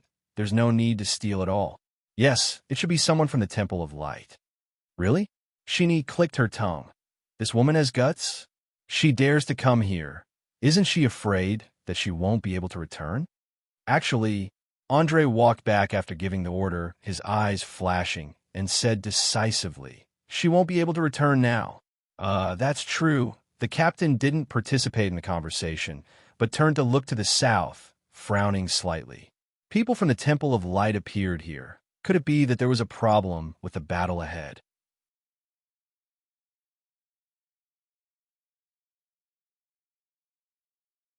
Chapter 583. The experts of the northern wilderness didn't search for long. Soon, they found an obvious clue. It was a valley that was neither deep nor shallow. It was very close to the road. It was the kind of place that was easy to miss if one didn't pay attention to it, but easy to find if one searched carefully. At this time, there was a corpse lying in the valley. The caravan members from before stood to the side and didn't destroy the scene. They waited for the young captain to come and take a look. With a wave of his hand, they carried the corpse out. It was a middle-aged barbarian with a gloomy face. Although his animal skin clothes weren't luxurious, they were still worth a lot in the northern wilderness. The fatal wound was a hole in his left chest that went through his heart. The blood had already dried up. What was shocking was his stiff expression, and his eyes were wide open. It was as if he'd seen something extremely inconceivable and terrifying. Damn it! After cursing, Andre's face darkened when he saw the appearance of the middle-aged barbarian. He's from our sect. I can't remember his name, but I've seen him before. He's quite strong. The so-called church was, of course, the barbaric cult that Bran had mentioned. Andre seemed to be from the sect as well.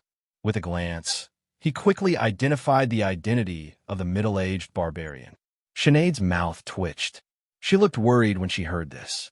Similar to Bran's impression of the Temple of Light, in the hearts of the people of the northern wilderness, everyone from the sect was an expert. But now that the expert had been killed and his body thrown to the side of the road, they naturally felt uneasy.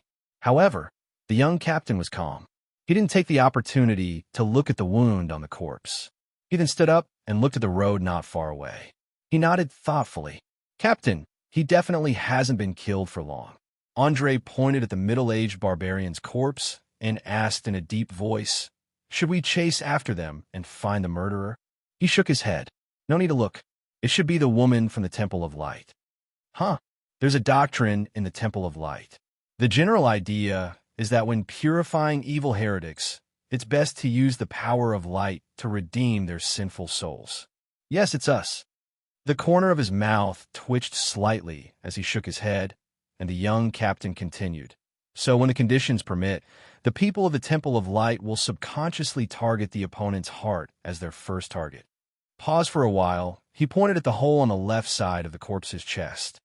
Yes, this is a wound caused by a spear.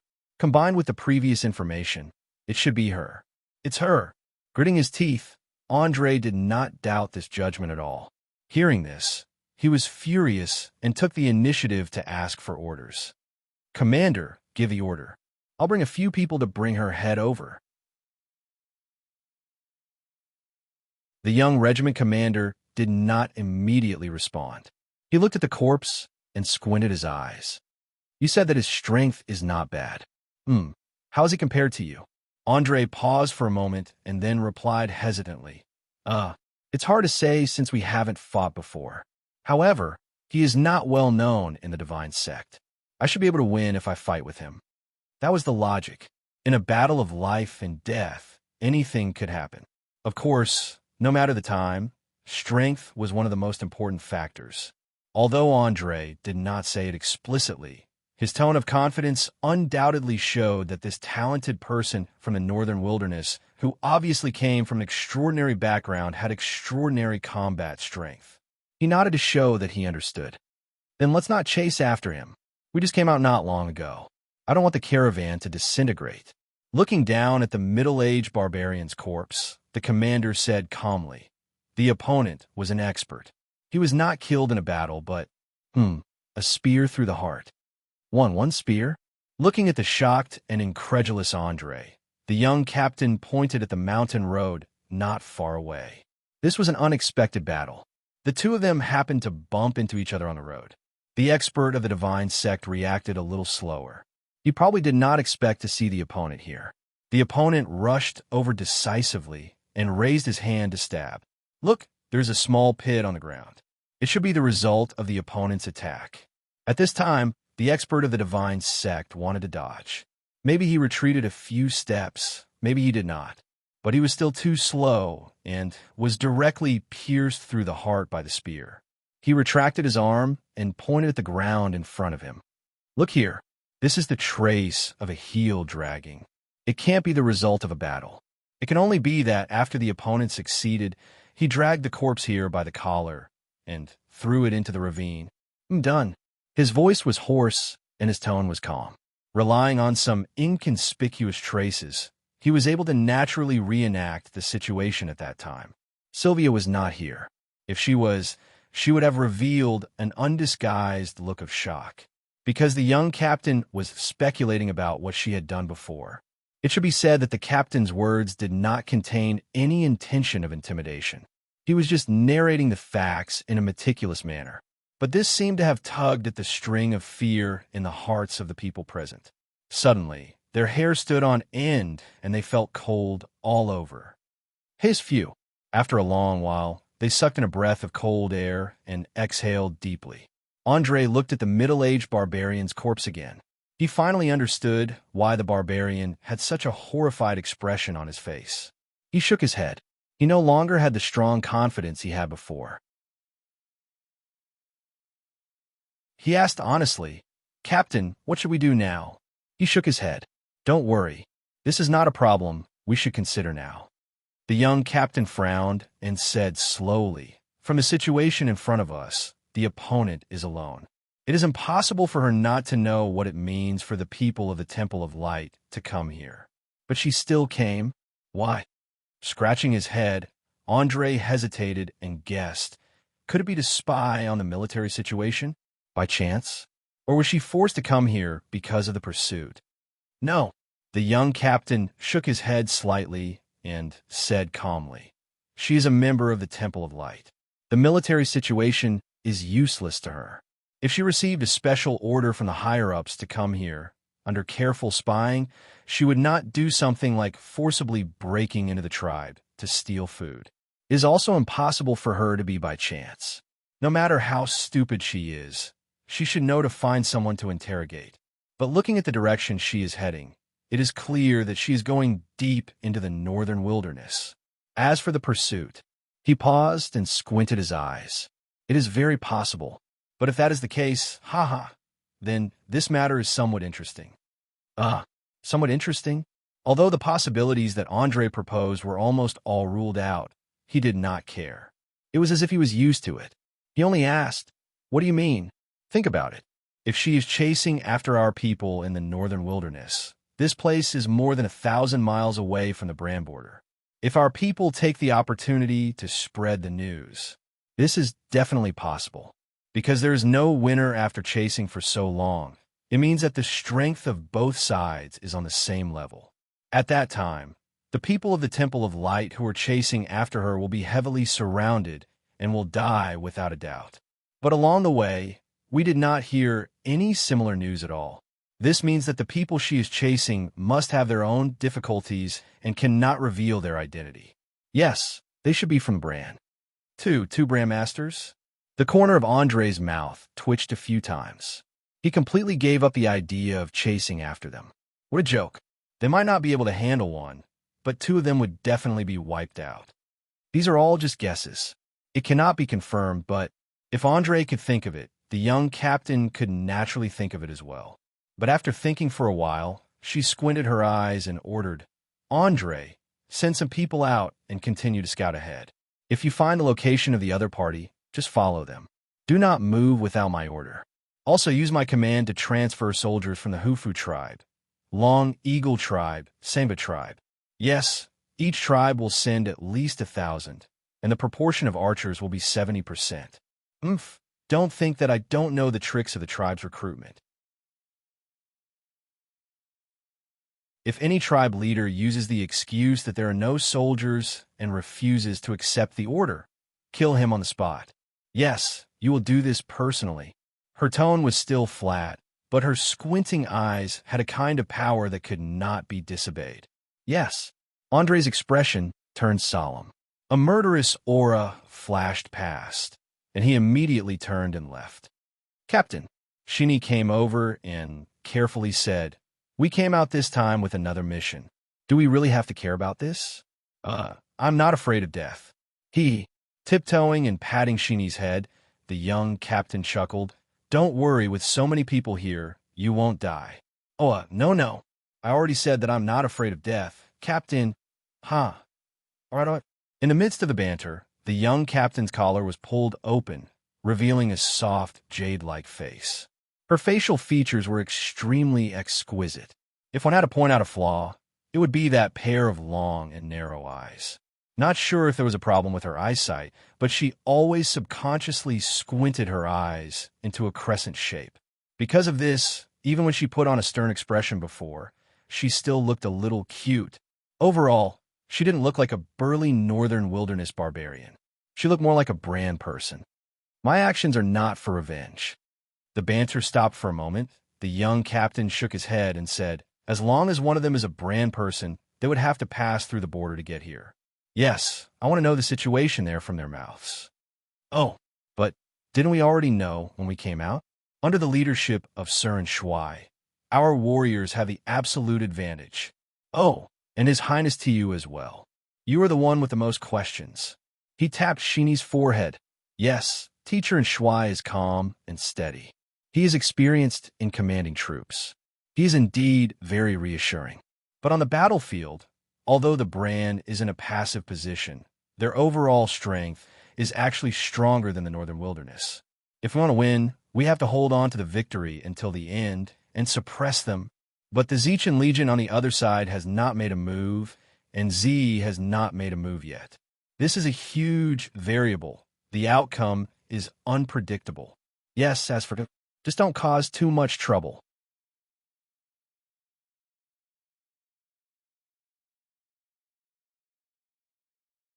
Chapter 584. Walala. Pong, pong, pong. This was the edge of the dense forest, but it was not as quiet as it should be. On the contrary, it was filled with continuous thunder and explosions. From time to time, many panicked small animals could be seen jumping out of the forest, their figures flickering and disappearing among the rocks beside the forest. From here, it could be seen that the lush branches of the trees were constantly shaking, and some of the tenacious winter leaves had to be separated from shaking. It could be seen that the range of the shaking was moving, and the general direction was at the edge of the forest.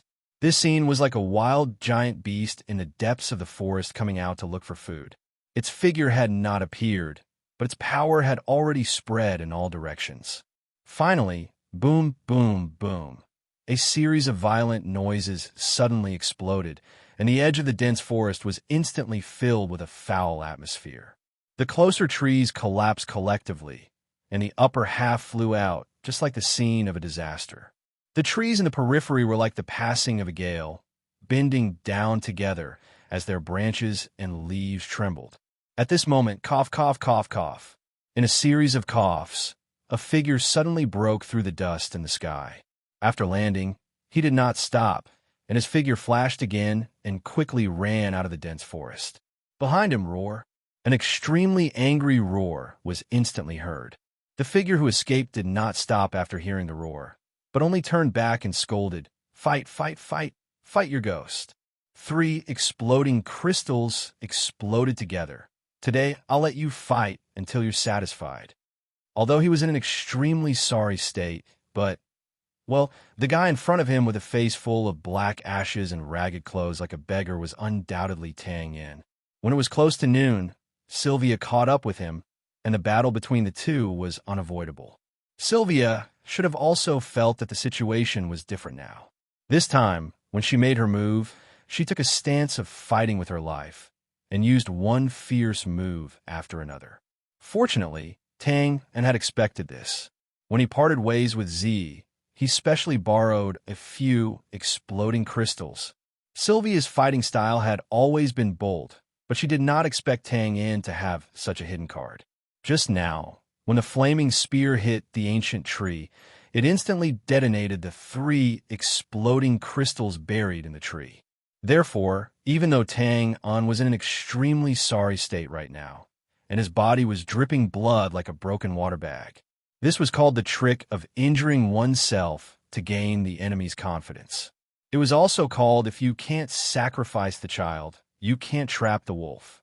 Tang In had reason to believe that Sylvia, who was closer to him just now, had suffered more serious injuries than him. Of course, this explosive crystal was only a small version.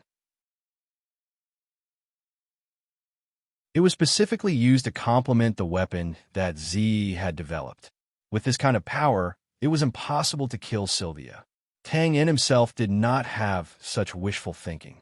He just wanted to take the opportunity to distance himself from Sylvia. That was all. After escaping for a short while, Tang In heard the angry roars behind him. Naturally, he did not dare to be negligent. His figure instantly rushed into the rocky ground beside the dense forest. But at this moment, he suddenly stopped and turned his head to look towards the south. His figure suddenly stopped, and he turned his head to look towards the south.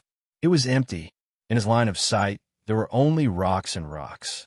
But Tang In knew that someone had clearly looked over just now, and that person was not far from here. If he guessed correctly, that person should be behind the huge rock 500 meters away. Twain thought for a moment and did not give chase. Instead, he continued to run forward. However, his face instantly darkened. F*CK, this big-breasted, brainless scammer has killed me. There was no need to waste time to guess. Tang In was sure that their whereabouts had been exposed. The people in front of him were definitely the barbarians of the northern wilderness who had come to investigate.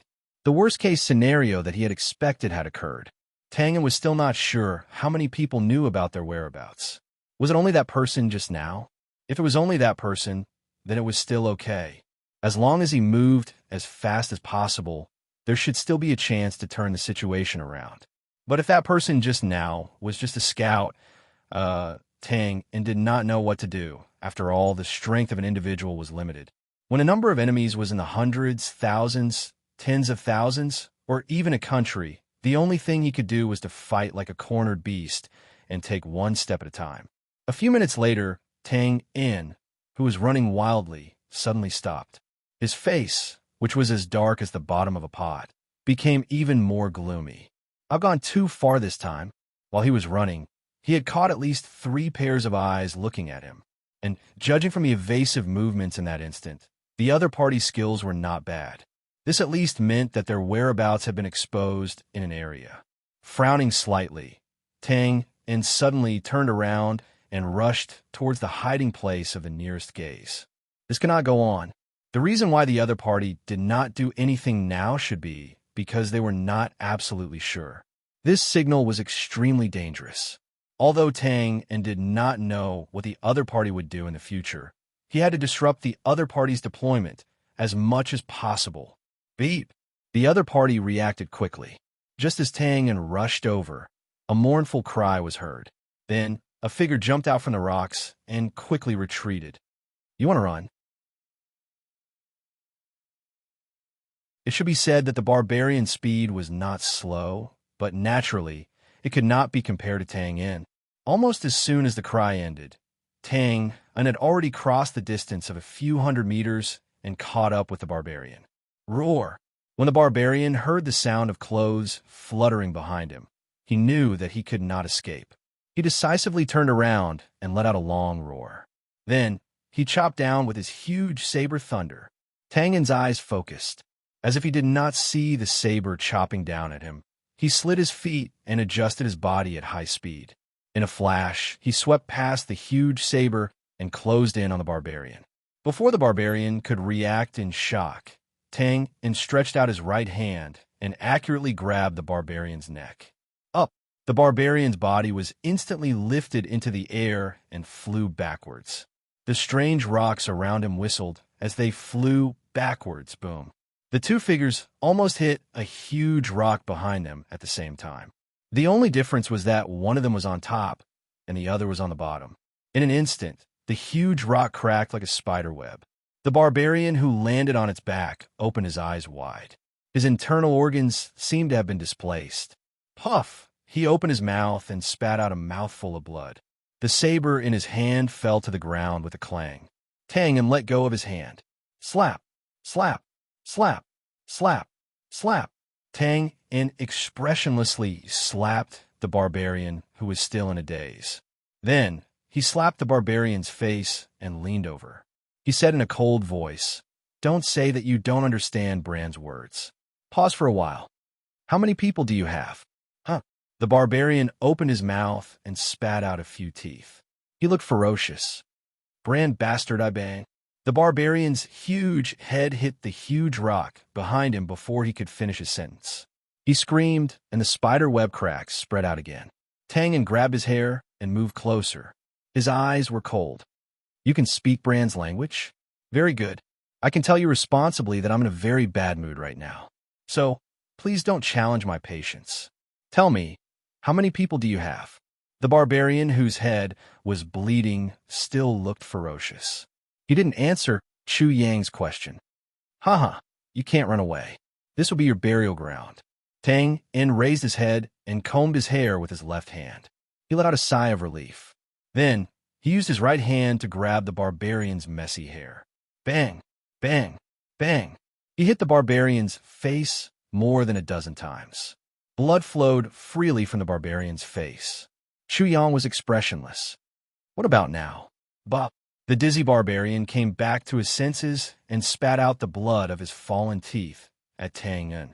Unfortunately, the latter easily dodged it. "Phew! Kill me if you have the guts." "Phew! As you wish." Without further ado, Tang In flicked his right wrist and abruptly pressed the barbarian's head into the boulder. Boom! The boulder could no longer withstand the repeated impacts and shattered into pieces, scattering all over the ground. Tang In let go of the barbarian's body and stood up in the dust. His face was gloomy and ugly. The silver needles on his body had already disappeared when he was floating in the river. Chu Yang couldn't interrogate him directly. Besides, he didn't have the patience to do so. He might as well kill him directly. After all, the other party wasn't alone. Even if they received the warning whistle, they wouldn't be able to run out of the rubble in such a short time. After making up his mind, Twain was just about to take a step forward when his body swayed and he stopped where he was. He turned around and saw Xiao Weian, who was wearing the black and sooty divine grace armor, approaching him with her spear. He frowned. "Hey, crazy woman, stop fighting. Our whereabouts have been exposed." "Hey, phew." The reply was a blazing spear light that came from more than 10 meters away. Sylvia, who had just been tricked, was extremely angry. How could she talk to Tang In? Crack!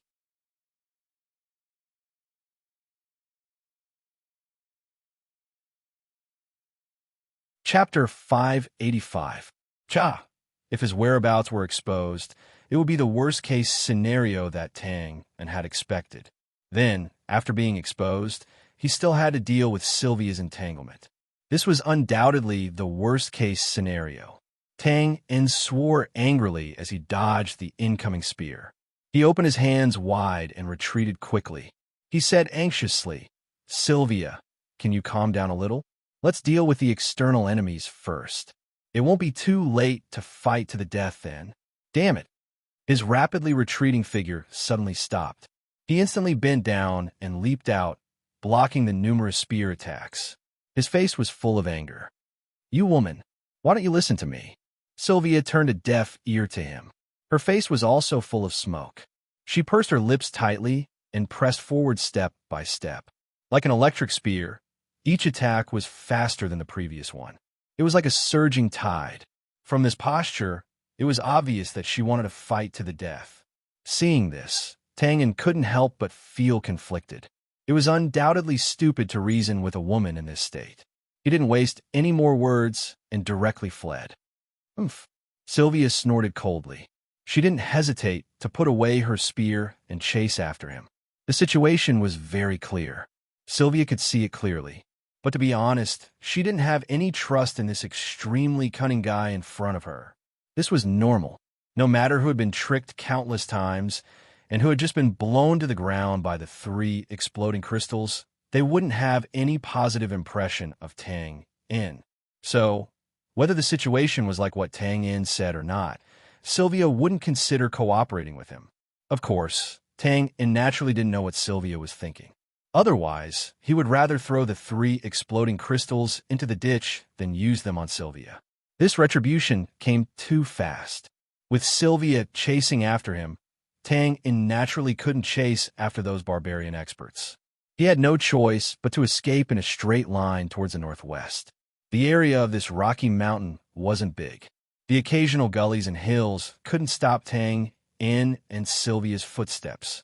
In just 10 minutes, a mountain range not far away appeared in their line of sight. But at this moment, Tang In suddenly paused and suddenly raised his head. Fire! Whoosh, whoosh, whoosh in his line of sight, a black mass of whistling arrows came whistling towards him. Behind the arrows, the barbarians were densely packed in an arc shape, completely blocking the road ahead. Cha! Barbarians from a northern wasteland were born to be excellent hunters. Arrows rained down on the entire area. Once the barbarians, and the barbarians. Fortunately, Tang In did not discover it too late. His body abruptly stopped and turned 90 degrees, rushing out like a gust of wind. Whoosh, whoosh, whoosh. No commander would be stupid enough to let all his archers shoot at the same time. Seeing that Tang In dodged the first round of arrows, the second round of arrows was shot towards him. However, as soon as the arrows were fired, the barbarian commander cursed in his heart. It turned out that Twain, who seemed to be barely dodging the rain of arrows, had once again increased his speed and easily dodged the second round of arrows, as if he had shrunk the ground into an inch. Obviously, this completely different situation could only mean that the barbarian commander had fallen into a trap. When Tang In dodged the first round of arrows, he didn't use his full speed, causing the barbarian commander to misjudge the timing of the second round of attacks. Although he played a little trick and easily escaped from the range of the arrows, Tang In's face turned even uglier. There were at least 1,000 barbarians in front of him just now, and they had even chosen an ambush position. What did this mean? F***K. The barbarians were already prepared. Understanding this point, even though Tang had experienced many life and death battles, he couldn't help but feel a chill in his heart. He didn't dare to delay any further and ran towards the north at full speed. Sylvia was following closely behind Tang. Naturally, she also saw the scene just now. But with Tang in front of her, she didn't accidentally enter the range of the arrows. Looking at the countless barbarians on the left, Sylvia's expression didn't change. She only pursed her lips. Although he didn't know what she was thinking, looking at her determined eyes, he knew that she didn't want to give up. Then, the two ran for another 7 or 8 minutes. Suddenly, F***K. Cursing again, Tang In gradually slowed down. Looking at the barren mound not far away, his face turned gloomy. The reason why he rushed into the range of the arrows was mainly because he didn't expect it, and also because Sylvia was chasing after him. But now he had a warning in his heart. Although the barbarians behind the mound were well hidden, how could they escape from Tangen's eyes? Seeing this, Tangen's face turned bitter. The last bit of hope in his heart was completely shattered. There was no doubt that when he and Sylvia were fighting in the dense forest, the enemy had already surrounded this place. So ruthless. What a King good method. The current enemy was different from Sylvia. Although Sylvia's strength was very high, she was only one person. As long as the strength of both sides were on the same level, Tangen's speed and rich experience in running wouldn't be in danger as long as he didn't confront Sylvia head-on. But now, the situation was different. Although the strength of these ordinary barbarians was low, they had a lot of people. As long as they stood in position with their bows and arrows, Tangen and Sylvia couldn't do anything to them. Moreover, the area of this rocky area wasn't large, so there wasn't much space for buffer. If they pressed on step by step, they could completely force Tangen and Sylvia into a corner. This was the upright tactic of using numbers. It didn't look outstanding, but there were no flaws to be found. It was the most reliable strategy to deal with an expert. Let's cooperate. Stopping his steps, Tangen turned around and looked at Sylvia, who was more than 10 meters away. He spread out his hands and said, "Hey, you've seen the situation with your own eyes. If we continue to fight, we'll all die here." Sylvia didn't respond. She turned her head and looked at the hill not far away. As if she knew that they had been exposed, the barbarians began to appear one after another. There's a chance. Seeing that Sylvia didn't shout to kill them as soon as she saw them, Tangen couldn't help but feel happy. He quickly struck while the iron was hot and continued. "With our strength, as long as we work together, even if the enemy uses bows and arrows to suppress us, we can still force our way forward by at least 100 meters. I still have a few explosive crystals here. When the time comes, we just need to, Seeing that Sylvia suddenly narrowed her eyes, Tangen wanted to slap his own mouth. Why'd he mention it? He quickly coughed a few times and vaguely said, "Cough, cough.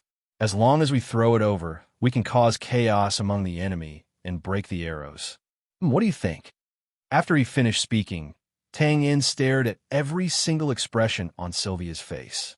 He was very nervous. She lowered her head slightly and muttered to herself for less than 2 seconds. Then, she looked up and shook her head. She calmly said, "Nothing much." Then, a transparent flame rose from the spear in her hand. When Tangen saw this, the corner of his mouth twitched. "Oh, why? I've worked together with you before when we killed Dao." Sylvia pursed her lips. Her gaze was slightly fierce. "That time, you tricked me at the end. You're too smart, or should I say, too cunning and treacherous. You're full of evil tricks. Anyway, I don't trust you." The corner of Tangen's mouth hissed. Listening to such a merciless and negative evaluation, and the kind that had evidence, Tangen rubbed his nose. He was slightly embarrassed. Then, he earnestly advised her, "The situation is different this time. Hey, I'm still a brand. If we don't work together, we can only die here. Won't the barbarians benefit from this?" "It's okay, I don't mind." Taking a step forward, Sylvia raised her spear. Her expression was as firm as if it was carved by a knife. "At least you'll die here, and your evil soul will be purified." "But King mind." Tangen scratched his head with a conflicted expression. He looked up at the sky and sighed. He wished he could split open Sylvia's brain and see if there were piles of granite inside. Shaking his head speechlessly, Tangen didn't want to waste any more words with this woman. He turned around and was about to run away. But at this moment, suddenly whoosh, Tangen and Sylvia turned their heads at the same time. They couldn't help but be surprised. It turned out that the barbarians were running down the hill, waving their iron rods and directly attacking them. "Ha! The heavens have opened their eyes. Thank you. Thank your whole family." If these thousands of barbarians were to defend the terrain and shoot arrows from above, unless Tangen and Sylvia suddenly grew wings, they wouldn't be able to escape from this rain of arrows. But now that the barbarians had given up on the terrain and arrows and switched to close combat, Tang In and Sylvia were good at close combat. Let's go. Although Tang In didn't know if the barbarian commander's brain had suddenly gone crazy, he didn't dare to neglect this fleeting opportunity. His figure flickered as he rushed forward to meet the barbarians. Sylvia shook her head as she saw this. Her expression was indescribable. But regardless of whether she had any opinions about the barbarian's approach, Tang In had already rushed forward. She had to follow him. Needless to say, Tang In and Xiao Wei's speed was absolutely fast. Although the thousands of barbarians weren't as fast as them, they were still rushing towards them. The barbarian commander didn't suddenly wake up as Tang In had feared. Of course, in the eyes of the barbarians, Tang In and Sylvia were the ones who had gone crazy. There's so many people here. It's fine if you don't run away. But you still dare to rush towards us at such a fast speed. Aren't you courting death? Kill, kill, kill. In a flash, the distance between the two sides was shortened to a dozen meters.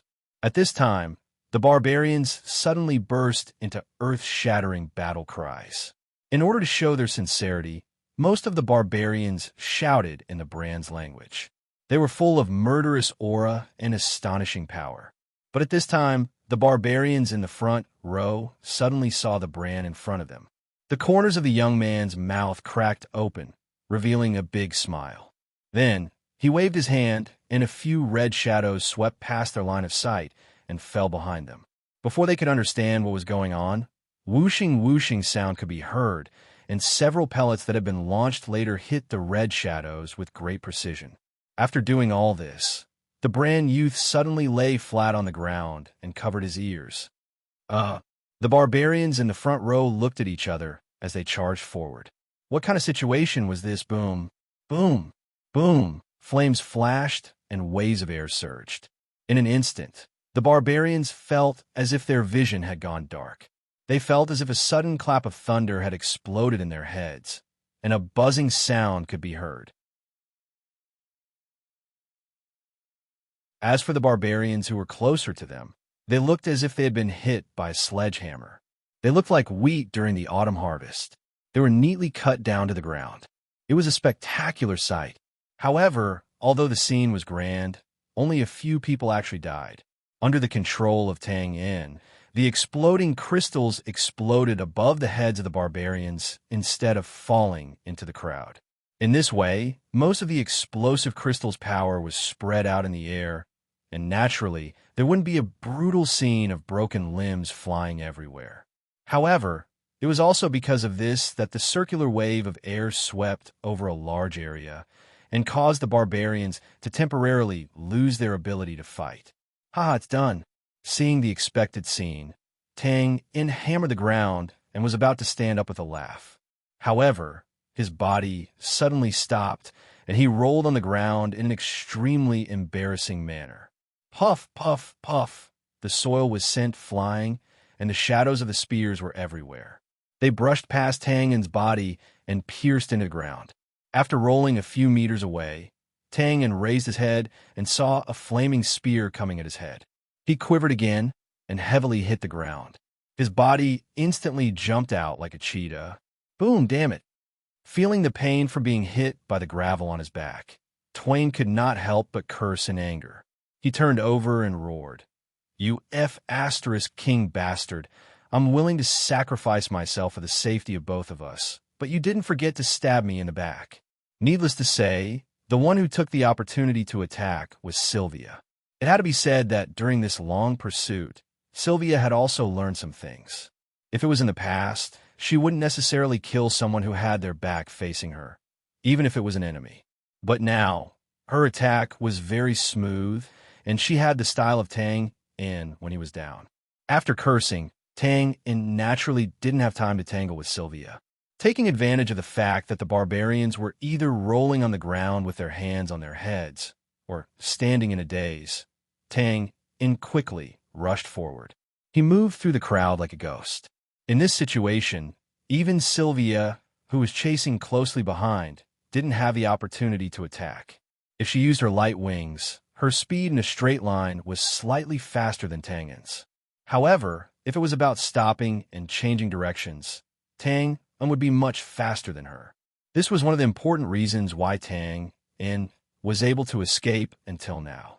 Even though there was a large number of barbarians around them, they didn't have the intention to kill. They quickly passed through the front of the barbarians and arrived at the rear of the barbarians. The barbarians here weren't affected much. They were looking at the messy scene in front of them in a daze. Attack, attack! Seeing that Tang, and Sylvia had arrived in front of him in the blink of an eye, a barbarian who looked like a commander finally came back to his senses. He roared and ordered to attack. Haha, watch the darts! Tang didn't stop as he looked at the approaching barbarians. He let out a long laugh and threw out a few black shadows. Hwah! The barbarians who were already worried immediately panicked when they saw this. They didn't care about the order and subconsciously cried out in alarm as they jumped to the side. Ha! There wasn't any sound of explosion. There was only a few happy laughs. Twain's figure flashed past, and he quickly leaped into the crowd through the gap. Damn it! The barbarian commander looked at the stone that was thrown at him and became furious. He pushed away his subordinate in front of him and rushed forward. He waved his iron rod and smashed it at Tang. Whoosh, the iron rod missed. The barbarian commander only saw a blur in front of his eyes. He couldn't see Chu Yang anymore. When he turned his head again, Chu Yang was already more than 10 meters behind him. He was about to break through the barbarian's encirclement. At this time, be careful, huh? Hearing the warning, the barbarian commander subconsciously turned his head and saw that another brand woman holding a long spear had arrived in front of him. Without thinking, he raised his iron rod again. Puff! He felt a pain in his left chest. He lowered his head and pulled out his silver spear. Blood filled his vision. Needless to say, this was Sylvia who had chased after him. Tangen's movements were too slippery. He was able to dodge the iron rod without delay. However, Sylvia couldn't do the same. But she had her own way. She saw a barbarian who didn't have good eyesight blocking her way. She directly took his life with her spear. It was simple and fast. The 1,000-odd barbarian troops were finally traversed by this time. Tang and Xiao Weian rushed towards the north, one in front of the other, and soon disappeared without a trace. About half an hour later, at the edge of the forest. Bang! In a loud noise, a corner of the carriage was directly smashed, causing the old horse pulling the carriage to neigh in panic. Idiot! Andre's face was ashen. His body was trembling because of extreme anger. How dare you? How dare you? You didn't receive any orders and dared to act on your own. What's the use of keeping the enemy alive? Simone blinked her eyes and said, Brother Andre, calm down. Well, he seems to be dead. Andre was stunned for a moment. He then heavily punched his palm. He was still angry. He turned his head and asked, Commander, what should we do now? It's very simple. Expand the range of the two wings and continue to chase. The young commander's tone was calm. He didn't seem to be angry that the previous meticulous arrangement was destroyed by the stupid barbarian commander. He squinted his eyes and waved his hand at Andre. No need to be angry. At least we know that these two brand people are very strong. So even if we formed an encirclement just now, we would have to suffer heavy losses to take them down. Well, we can't guarantee that we can capture them alive. The losses outweigh the gains. So, it's better to let them go. Andre slightly frowned. But the enemy's speed is very fast. Even our people couldn't escape just now. If we lose one, it will be hard to form an encirclement. Heath, don't worry. We just need to put pressure on the two wings. At that time, I'm afraid they won't be fast enough. He shook his head and raised his crescent-shaped eyes to look at the northern sky. The corner of his mouth rose. Guess what's in that direction? Andre was stunned for a moment. Instead, it was Sheeny who tilted her head. She seemed to have thought of something and instantly jumped up. I thought of something. Wow, Commander, you are so cunning. Bang. The young commander unhappily raised his hand and knocked on Simone's head. It's that place. It must be. When we get there, we can capture them without shedding any blood. With a sudden realization, Andre seemed to have realized something. He looked at the young commander with admiration. But at this time his heart suddenly moved. Connecting the front and back of the encirclement, his face was full of shock. The encirclement position of the warriors from each tribe was personally decided by the commander. Could it be that you already planned this? Of course not. As if he knew what Andre was thinking, the young commander shook his head. If we could successfully encircle them just now, we would have to attack even if the losses were huge. Otherwise, wouldn't this arrangement have been for nothing? As for the commander of that tribe, well, I chatted with him for a while when he came to visit me. His personality is a bit reckless and likes to achieve great things. So, I put him in that position as a precaution. But I didn't think that I would really need to use it now. Well, my luck is not bad. Indeed. Our luck isn't too bad. Chuckling in agreement, Andre waited for the young regiment commander to turn around before gulping down a mouthful of saliva. His entire scalp felt numb. Luck? Of course not. If it wasn't for that stupid guy who really did it, who would have thought that after just meeting and saying a few words, the other side would set up a second plan to kill them? You're tuning into the Warrior Lore YouTube channel. Don't forget to subscribe and join us on this journey to catch the most captivating stories.